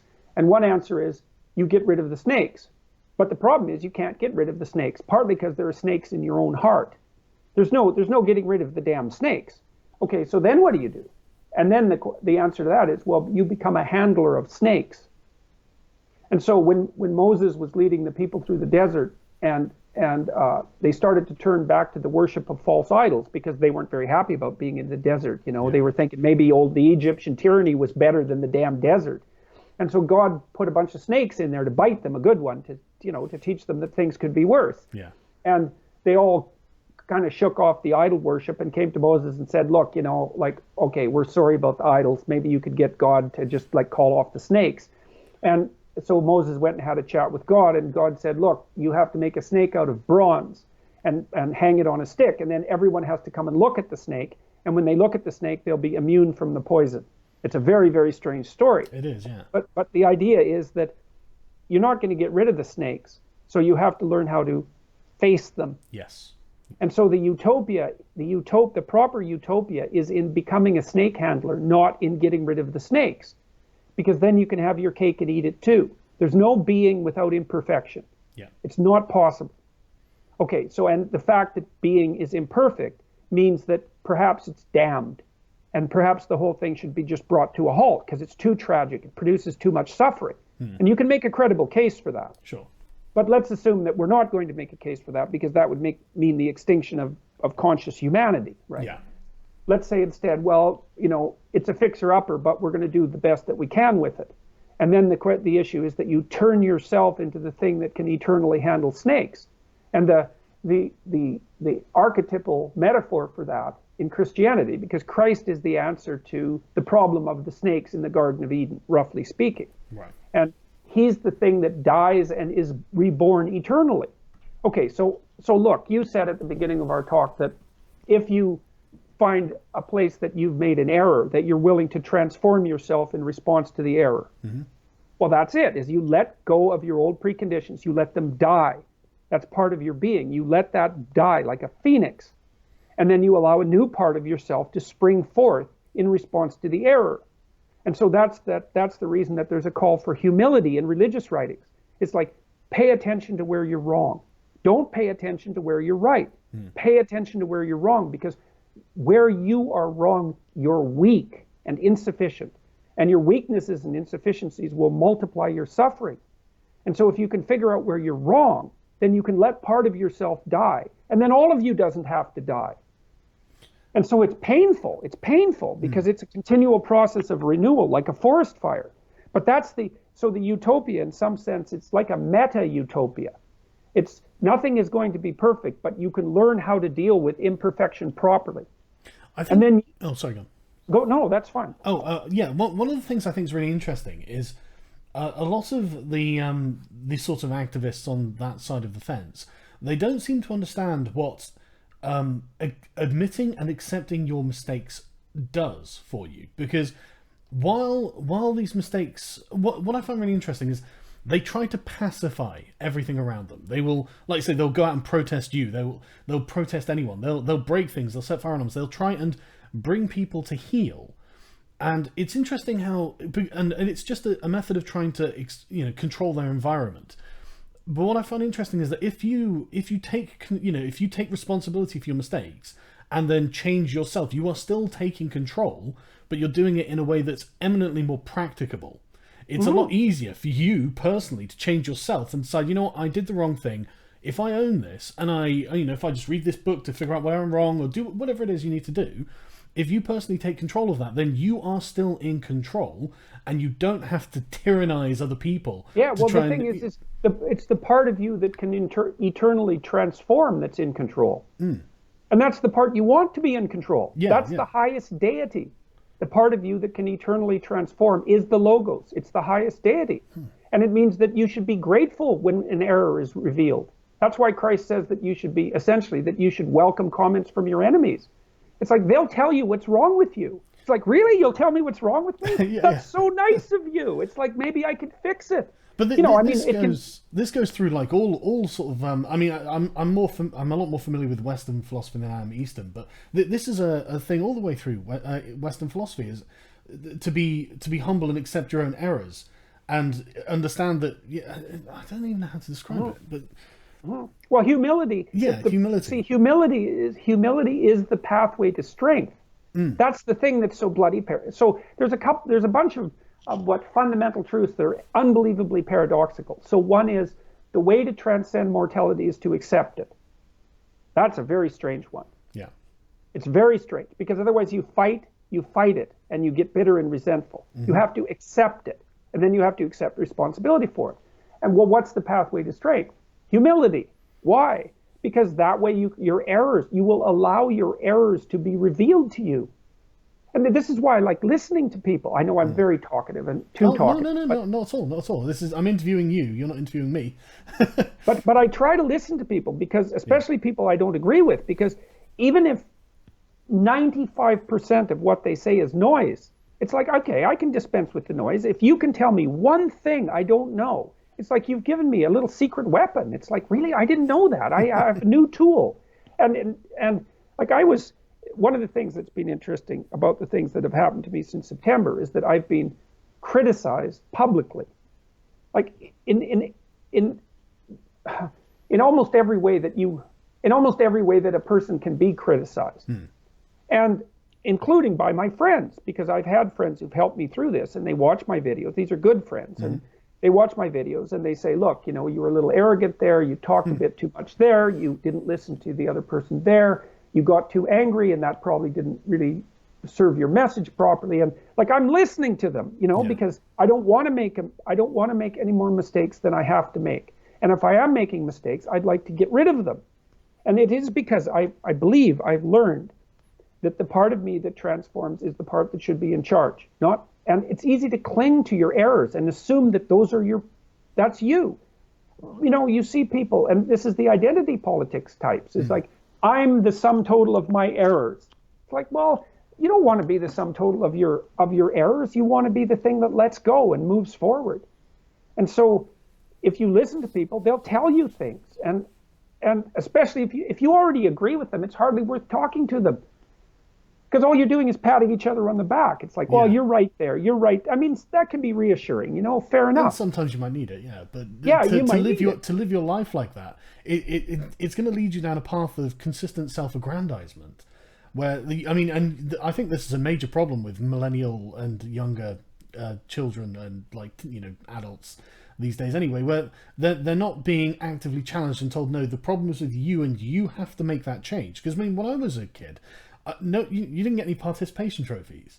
You know, if you lost, you got mocked by your peers, and you thought, right, okay, well, next time I'm, you know, I know what I did wrong there, and so next time that's not going to happen to me. And it's that process of growing as a person. But almost everything about these ideologies seems to be designed to kind of fix them in this youthful, almost infantilized frame of mind, where they don't, you know, why should I have to change? Because life makes you change. You don't have a choice. So why are you fighting this? Well, there's a reason why you have to change. The reason you have to change is because you're suffering unbearably. Yeah. It's as simple as that, that is the reason you have to change. If your life isn't everything that it could be, then you have to change. It's as simple as that, unless you want to continue the suffering. And so if you want to minimize the suffering and increase the quality of your life, then you want to welcome change through error whenever you can possibly manage it, because being better is better than being who you are. It's as simple as that. You want to be better than who you are. Do you want to be who you are? If you want to be better, then you welcome error. You say, bring it on. I'll try to listen. I'll try to make the changes as rapidly as I can without tearing myself into shreds, because that can happen. You know, I mean, you want to maintain some of your structure, but it's such an optimistic idea that it's the human capacity for eternal transformation that's the antidote to unbearable tragedy. It's like, wow, really? Really? Could that be true? And I'm no optimist, I'll tell you that. I'm no optimist. And so I've looked for optimistic truths that I could actually believe, and I actually believe that one. It's like, you have no idea what, and you know, we know weird things. Here's something, for example. If I take you and put you in a new situation, your brain produces new genes turn on and code for new proteins. Right, okay. It isn't just that you absorb new information from the surroundings and use that information to build yourself.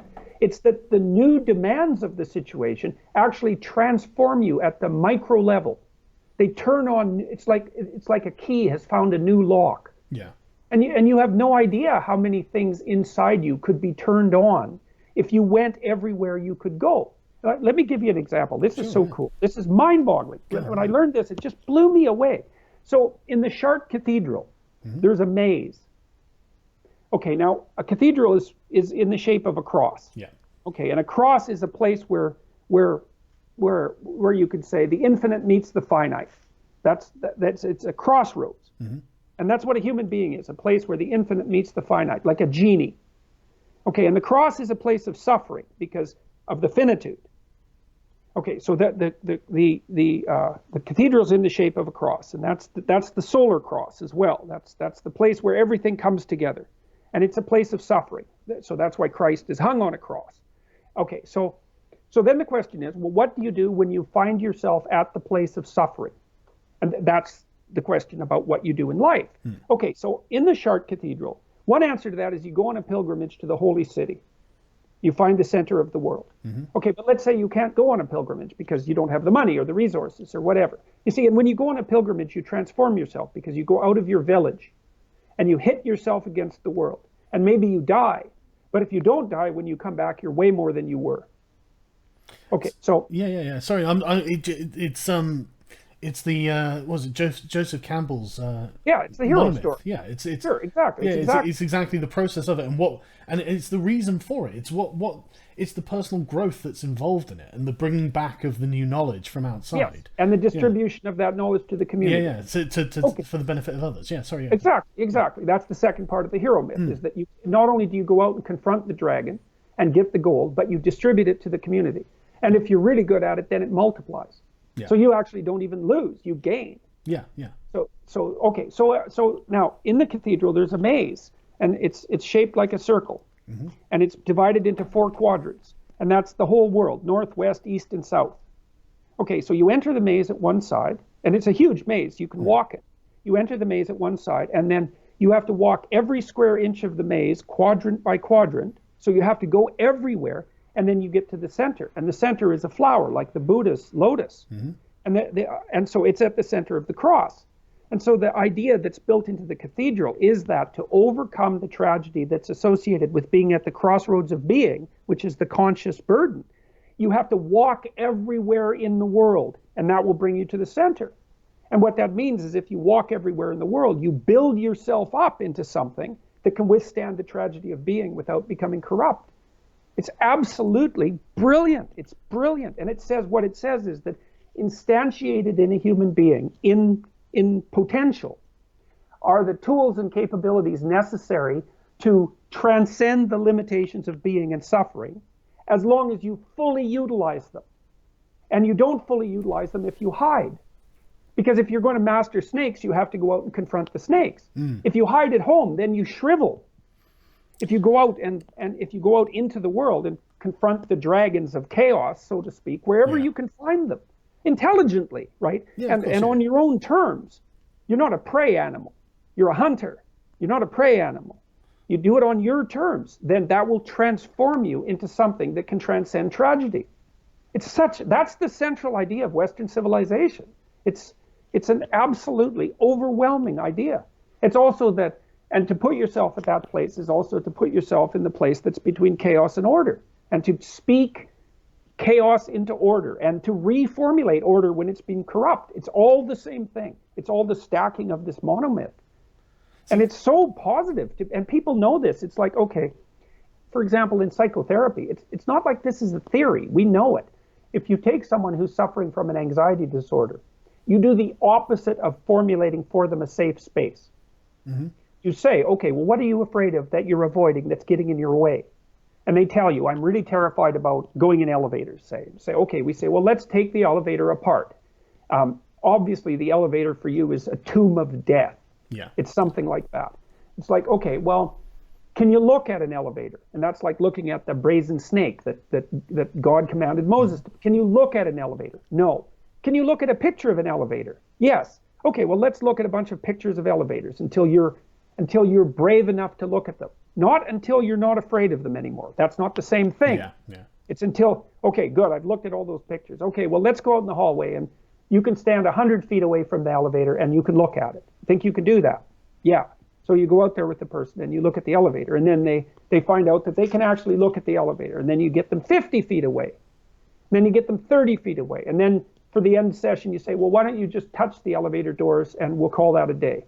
And they do that, and they go home and they think, ha, I'm a lot tougher than I thought I was. They don't think death and the elevator are less frightening. Yeah. They think, hey, there's a lot more to me than I thought. I think a good way of calling this would be empowerment, wouldn't it? Because that's what this is. You know, it's about showing them that they can. Because this whole I would thing. call it encouragement.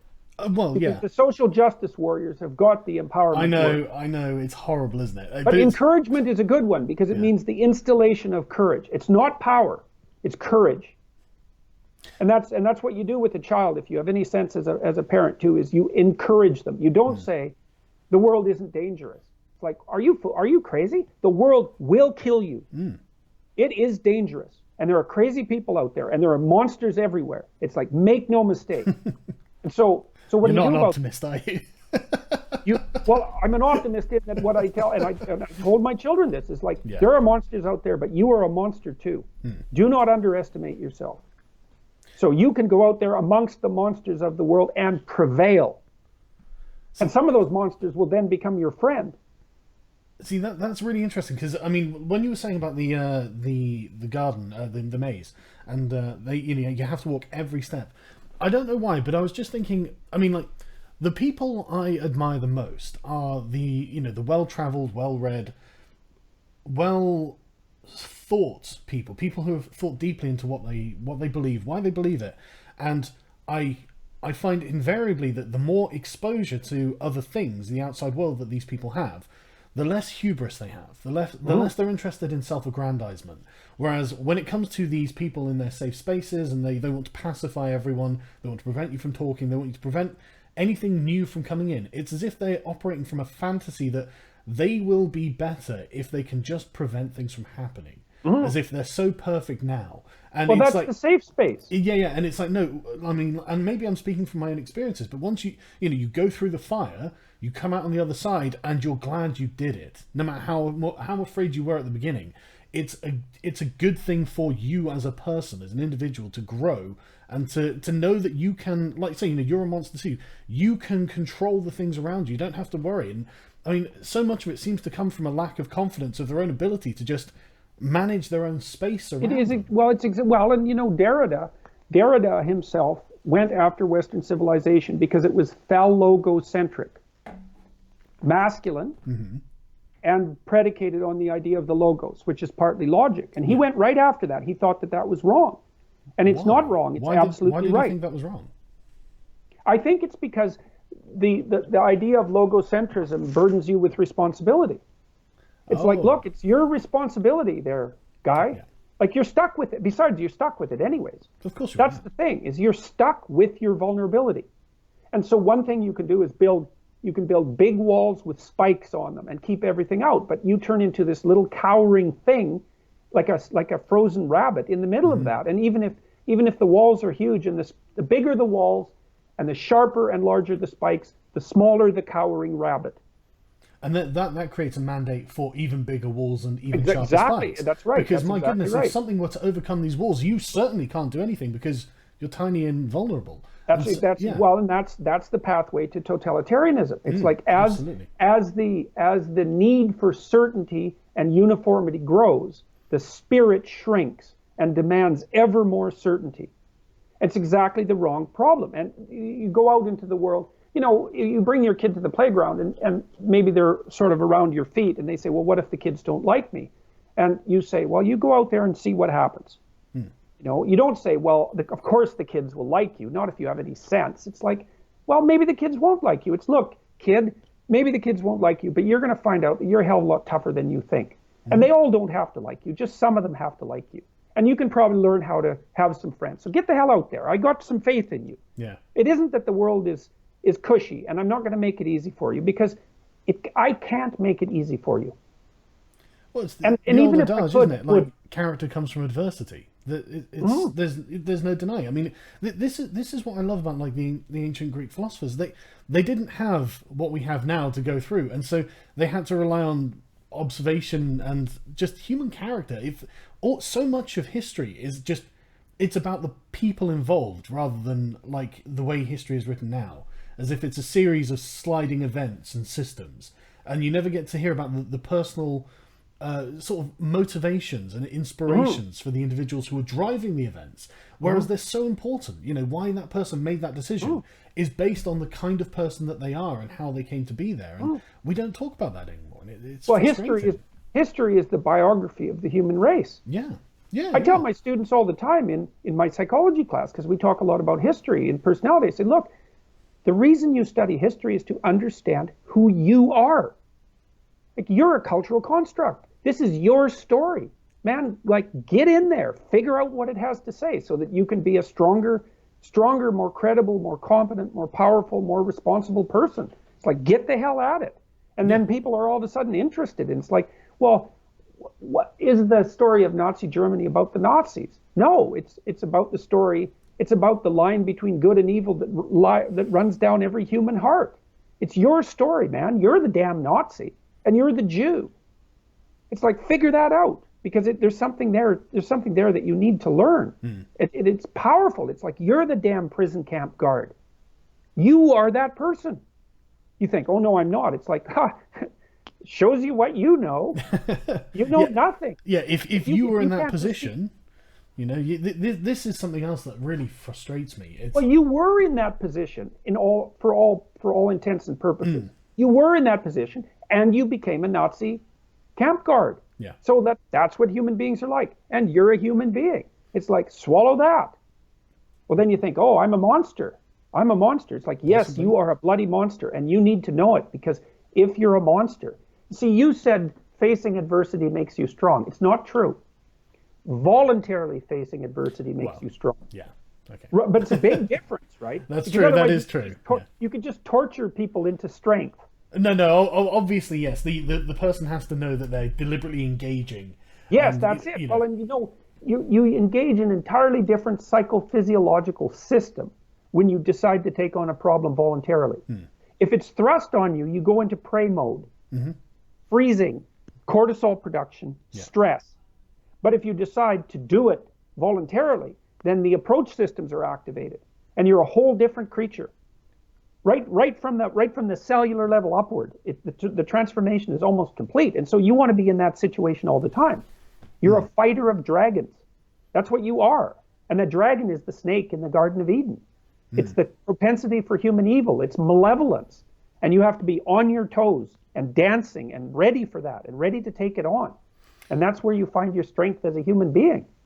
And that's what redeems people, and it redeems societies too. It's the spirit that redeems society, because it continually renews society. And it's the complete opposite of what they're trying to do. It's the complete opposite. And this is well, that's why Derrida went after the phallogocentric Western culture. He wanted to demolish that. And I think it's because they don't want the response, like the what would you call it? The secret of overcoming the tragedy of life is to take on full responsibility for life. That's why, here's an example. You know, there's this crazy idea in Christianity that Christ took on the sins of the world.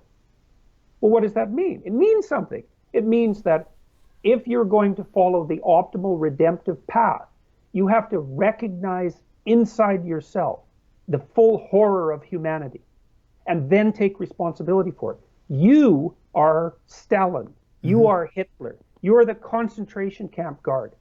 And until you understand that, you don't know what a human being is like.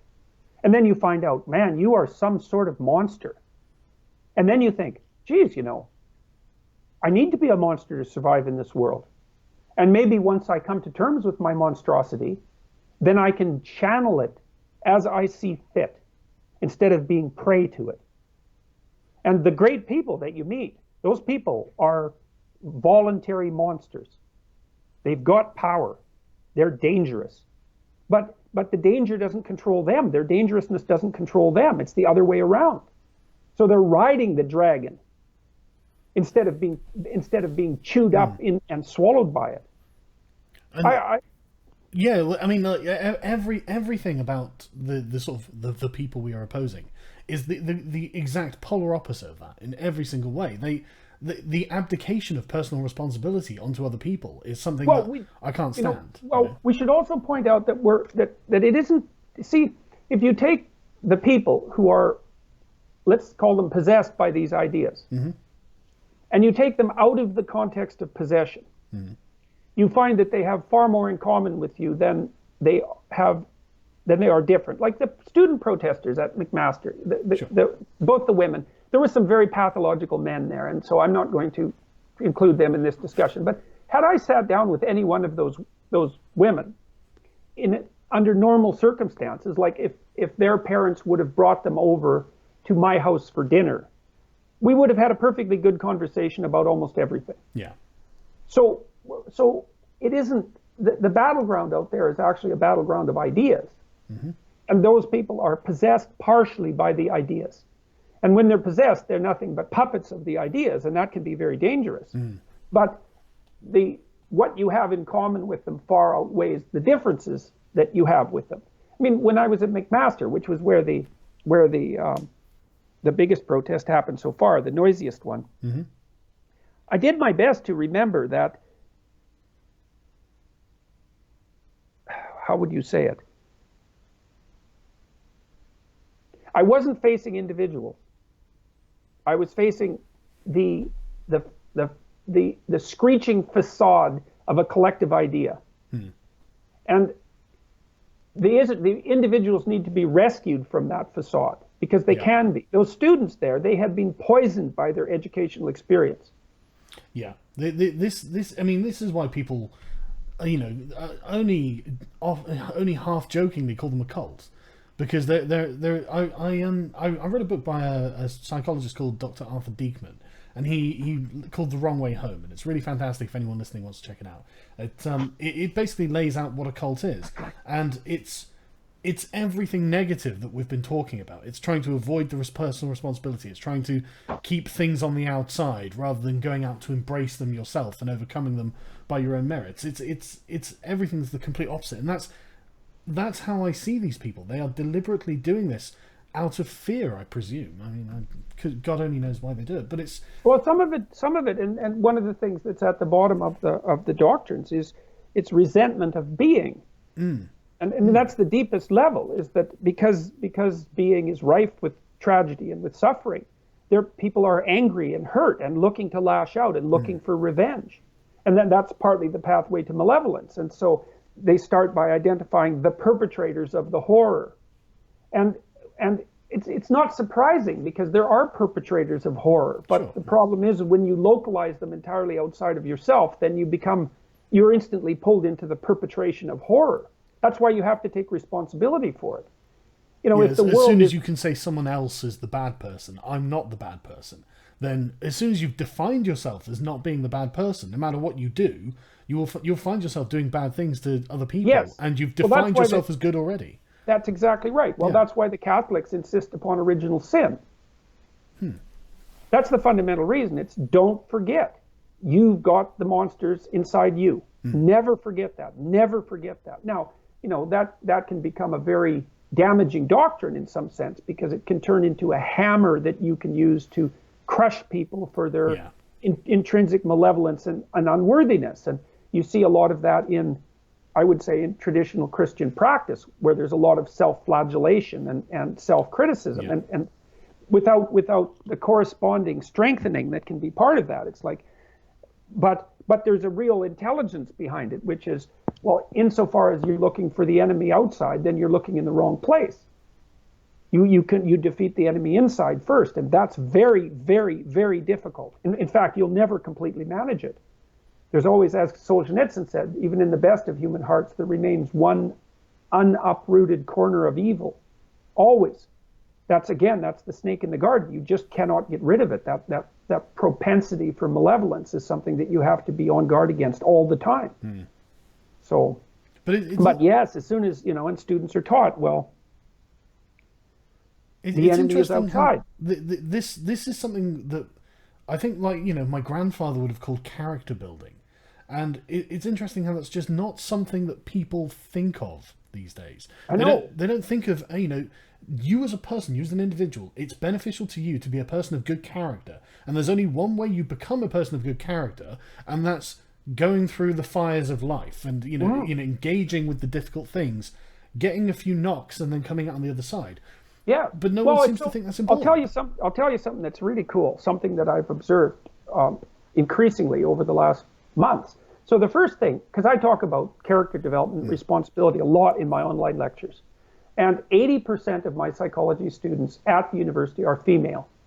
But 85% of my viewers last April, so before any of this political material, 85% of them were men. And I thought, wow, that's really interesting. Yeah, because that's interesting. It is. It's interesting. Yeah, it's interesting. I'd like to know why that is. Yeah. Well, so then I made these political videos, and I'm talking more about responsibility and character development, and the proportion of male viewers spiked up to 91%, which is where it's at now. And then when I go out and speak in public, and I noticed this there was a free speech debate at the University of Toronto, and that the university hosted, that came out of those videos and the letters. And I noticed as soon as I walked into the room, I thought, oh, look at this, man. It's like 90% of the people here are men. That's interesting. And then every talk I've given, it's been the same. It's almost all men. And I think, and then I notice Well, I'm watching the audience all the time when I'm speaking, because I watch people in the audience all the time. I always speak to individuals in the audience. I never speak to the crowd. I always speak to individuals. And I watch them, and I can tell when people's eyes light up at certain points. And I've always seen this when I've been lecturing. And that's one of the things that's really fun about doing it. I can see lights turn on. And what's exceptionally cool about what's happening right now is the more I talk about responsibility and character development and voluntary facing of adversity and shouldering the burdens of life and all of that, the more lights go on. And the young men are absolutely thrilled to be hearing about this. It's like no one's ever told them this, and they're starving for it. They're starving for it. And it's so cool. I've been talking to a number of people who've been running for the leadership of the Conservative Party in Canada, because it's our second biggest party, and sometimes it's in power. And I've been telling them what I've been noticing and saying that for the first time in my memory, conservative politicians have something to sell young people, and they can sell them responsibility because no one else is selling it. And it's almost amazing, isn't it? Because if you go back just like 30 years, that was one of the dominant cultural narratives that we had, personal responsibility, and suddenly it's just not something that we talk about anymore. No. It's not something anyone promotes. It's not even considered a positive thing in social justice circles. Well, the thing is it's the positive element of masculinity. I was going to say that. I was going to say, isn't it that we've abandoned like a sort of heroic masculine archetype for young men to fall into? Yes, it's exactly that. We've exactly that. All we've and this is the patriarchy archetype. It's like, well, in any social structure is oppressive and discriminatory. But that's not all it is. Yeah. It also provides support and structure and resources and infrastructure and hot water and electricity and all those things. That's why we have all of this. Yeah, like Camille Paglia said, we'd still be in grass huts if. Right, exactly. So there's the tyrannical king, but there's also the wise king. And for the feminist types, the women's studies types, there's only the tyrannical king. Yeah. It's like, well, how about a little gratitude there, girls? And you can sit in your warm, cozy universities with your electricity and your running water and your hygiene and your protection from the barbarian hordes, and you can say, oh my God, I'm constantly tyrannized. It's like, well, no, you're partially tyrannized some of the time, and you have you're massively benefiting from the state. Yeah. So, like, how about if we balance that out a bit? Well, and the terrible patriarchy is run by rapacious males. It's like, yeah, that's true, but it's only half true. Yeah. And those rapacious males are also your mates, and you actually want strong, competent, and even dominant men. Oh, they invade your sexual fantasies. Yeah, absolutely. Look at the covers of women's books, and look at the popular ones like Twilight and 50 Shades of Grey and stuff. 50 Shades of Grey. These are highly aggressive men and highly dominant, and women love it. But tameable. Yeah, absolutely. Yeah, they're not wild. Woman. They're not out of control. Exactly. It's the woman can express her control over that man, and in return he gives her what she wants, sort of thing, and it's fulfills that need. And it's a good deal for everybody. Yeah, absolutely. But what I find very interesting is the feminist hatred of masculinity, because my sister is an academic feminist, and I love my sister very much. But I remember finding her perspective on it. I think she's got a master's degree in some gender theory thing, and she was talking to me about masculinity, and she was saying about how it's exactly like you say, it's brutal, it's dominant, it's destructive, and I'm just sat there thinking, if you look at the heroes young men hold up, they're nothing like that. It's always about self-sacrifice, the protection of others. It's always great personal risk. We never celebrate someone for having raped someone. That's considered a giant fault in the character of the man who did it. Who's it's pathetic. Yeah, exactly. It's pathetic that he has to turn to that. Exactly, it's weakness. It's like, okay, he's got all this great strength, but then he uses it for evil. That's a weakness of character, and we talk about that as an example of this is how you shouldn't be, and this is why you shouldn't be that. And then you see that, the flip of the coin is the heroic sacrifice and all that. And it's exactly like you say, it's not just one thing, it's also the other thing. And they do deliberately leave out the positives so they can play up the negatives. And well, what happens is that those, like the figure of the wise king and the or the tyrant and the adversary are archetypal figures. and they have power. They have narrative power. And so if you construct an ideology that uses those characters, then the ideology absorbs that narrative power. And you can tell a great story. Culture is rapacious. It's rapacious and destructive. It's constantly violating pristine Mother Nature. And it's driven by the most evil masculine impulses imaginable. Like, that's a great story. That's the story of Avatar, compelling. The movie. It's compelling. It's true. But it's half the story. It's only half the story. And the difference between a religious system and an ideological system is a truly religious system tells the whole story. Well, yeah, there's a tyrannical king, but he's balanced by the wise king. And you want to exist in a way that makes the wise king the paramount character. And of course, there's an adversarial element to human individuality, but that's balanced and hopefully overcome by the heroic element. And so it's the heroic reconstructor and formulator of culture who's the counterpart to the adversarial tyrant. And it's always been that way. And what I'm talking to young men about is to become the heroic constructor and reconstructor of civilization, and saying to them as well, look, guys, what you understand deeply but not consciously is that through adoption of responsibility, you will find the meaning of life. Because it's in responsibility. It's in taking on responsibility that you build your character and find meaning. And it's no wonder that the social justice types want to completely dispense with the idea of heroic masculinity, though. Because, everything about it is about taking personal responsibility and accepting the things that are going to happen to you about it. If your entire philosophy is built around not accepting responsibility and building giant walls so you never have to accept responsibility, a sort of heroically masculine narrative is going to be an anathema to you. It's the complete opposite. It's like, it'd be like your antimatter to the matter. It'll destroy everything you have. Well, it's the opposite of the victimization narrative. Yeah, absolutely. Because this other narrative says, well, of course you're a bloody victim. Obviously, clearly, it's like, face it, accept it, and then do something about it. And not only for you as victim of circumstances, because you're this finite creature in a sea of infinite complexity. It's like, do something about your own finitude and also those of other people around you. It's accept it. Don't be. I mean, I'm not saying that people shouldn't struggle for appropriate sociological transformation, but they should be doing it from the individual upward. They should concentrate on themselves first and get their own house in order before they dare to adjust anything that's sociological or larger scale. Oh, honestly, this is one of the things that drives me crazy when they say colorblindness isn't real or something like that, And it's just like, look, I don't see an end to racism unless we all, as on an individual level, stop judging people based on their race. If we all stop, and that's as far as I can tell, that's the only way you're going to eradicate racism. Rather than having a top-down control, it has to be a bottom-up understanding with the people who realize that, look, I don't have to be prejudiced against someone because they're just a different in any way, and racism, sexism, whatever ism you want. But you can't ever get rid of these things from a top-down perspective. Doing anything top-down is just going to engender resentment because it becomes tyrannical.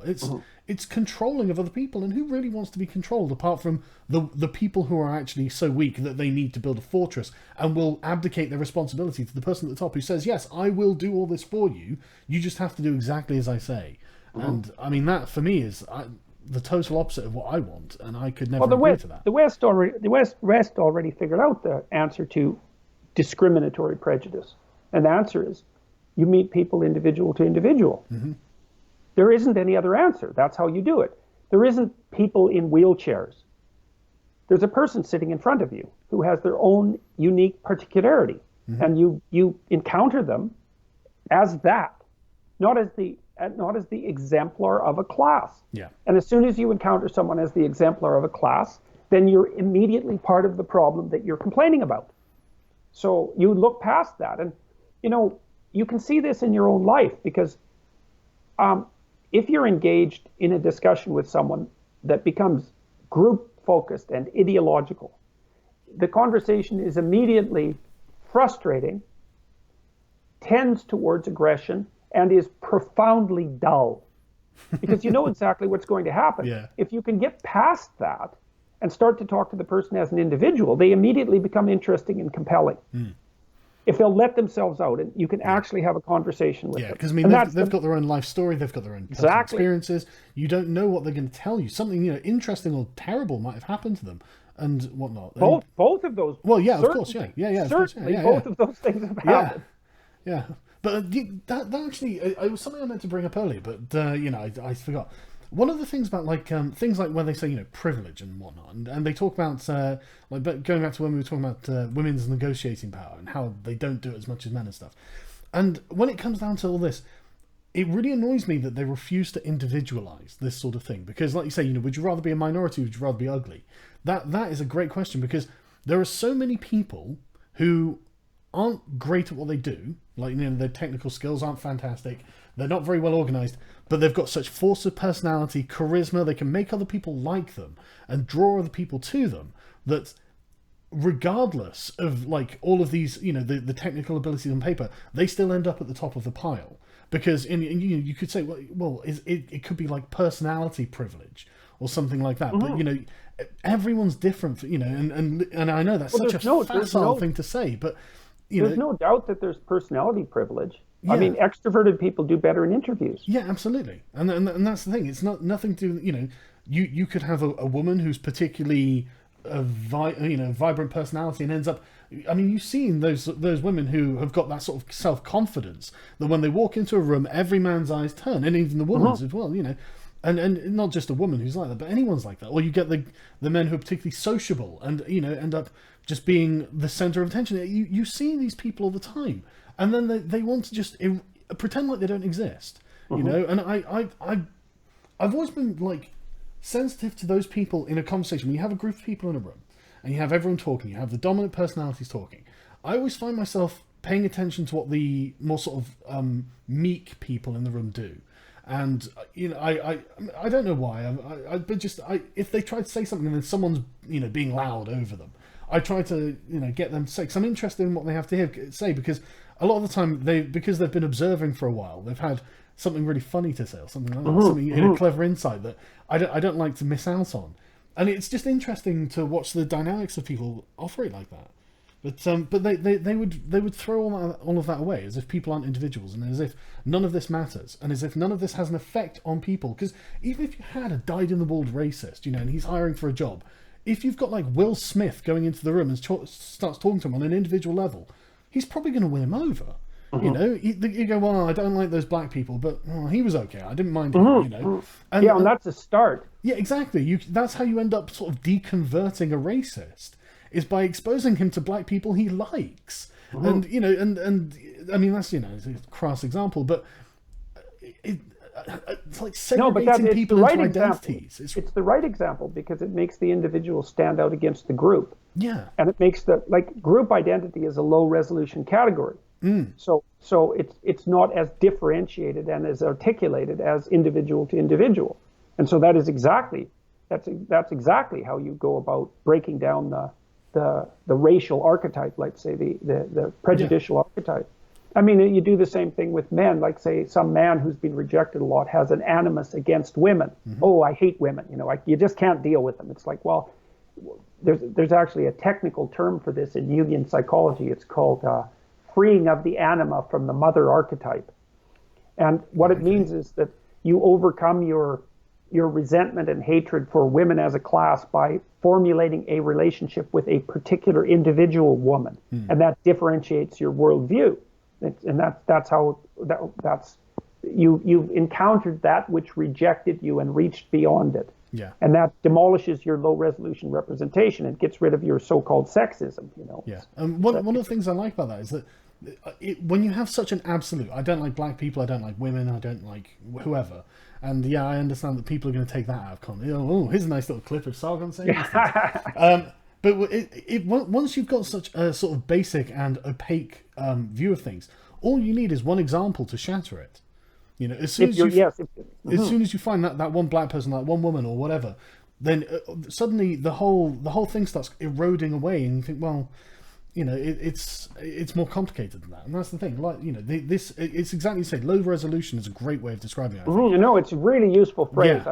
Yeah. What you're looking for is you want the lowest resolution representation that will function. Yeah. because they're computationally less demanding, which is why you use thumbnails. It's easy, yeah, it's a shortcut, yeah. But many times you're much better served if you increase the resolution of your representation. And the highest resolution representation for other people is individual to individual. Yeah. And that's where you meet spirit to spirit. That's where you have dialogue, because that's the interchange between the logos. That's what we're doing in this conversation. Yeah. We're actually trying to learn something and to clarify things.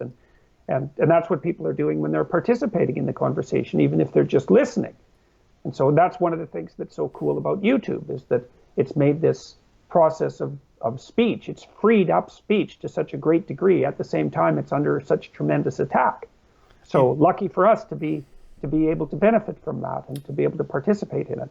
Yeah, it's actually really incredible, isn't it, when you just think about it? But right, okay, so we've been going for 2.5 hours. Yeah. And my bum's gone numb. So I think I need to get up and go for a walk. That's a good place to stop. You know that when that happens, it's a good place to stop. It is, so, but I think it is a good place to stop. I think we've had a good conversation. Yeah, but also starting to get tired. So yeah, no, absolutely. But if you'd ever like to do this again, my channel is always open. You can always, anytime you'd like to come back on again, I'd love to have you on. Okay, well let's pay some attention to the comments over the next, because I'm imagining there'll be quite a few of them. Let's pay some attention to the comments and see if we can extract out another topic for discussion, and think about doing it in a couple of months. That would be fun. That sounds fantastic. And thank you so much for joining me. It's been I've been meaning to get you on for such a long time, but I'm terrible at organising, and you're really busy. I see you everywhere, which is fantastic. It's nice to see an academic who isn't, I don't know, hating me as a white man.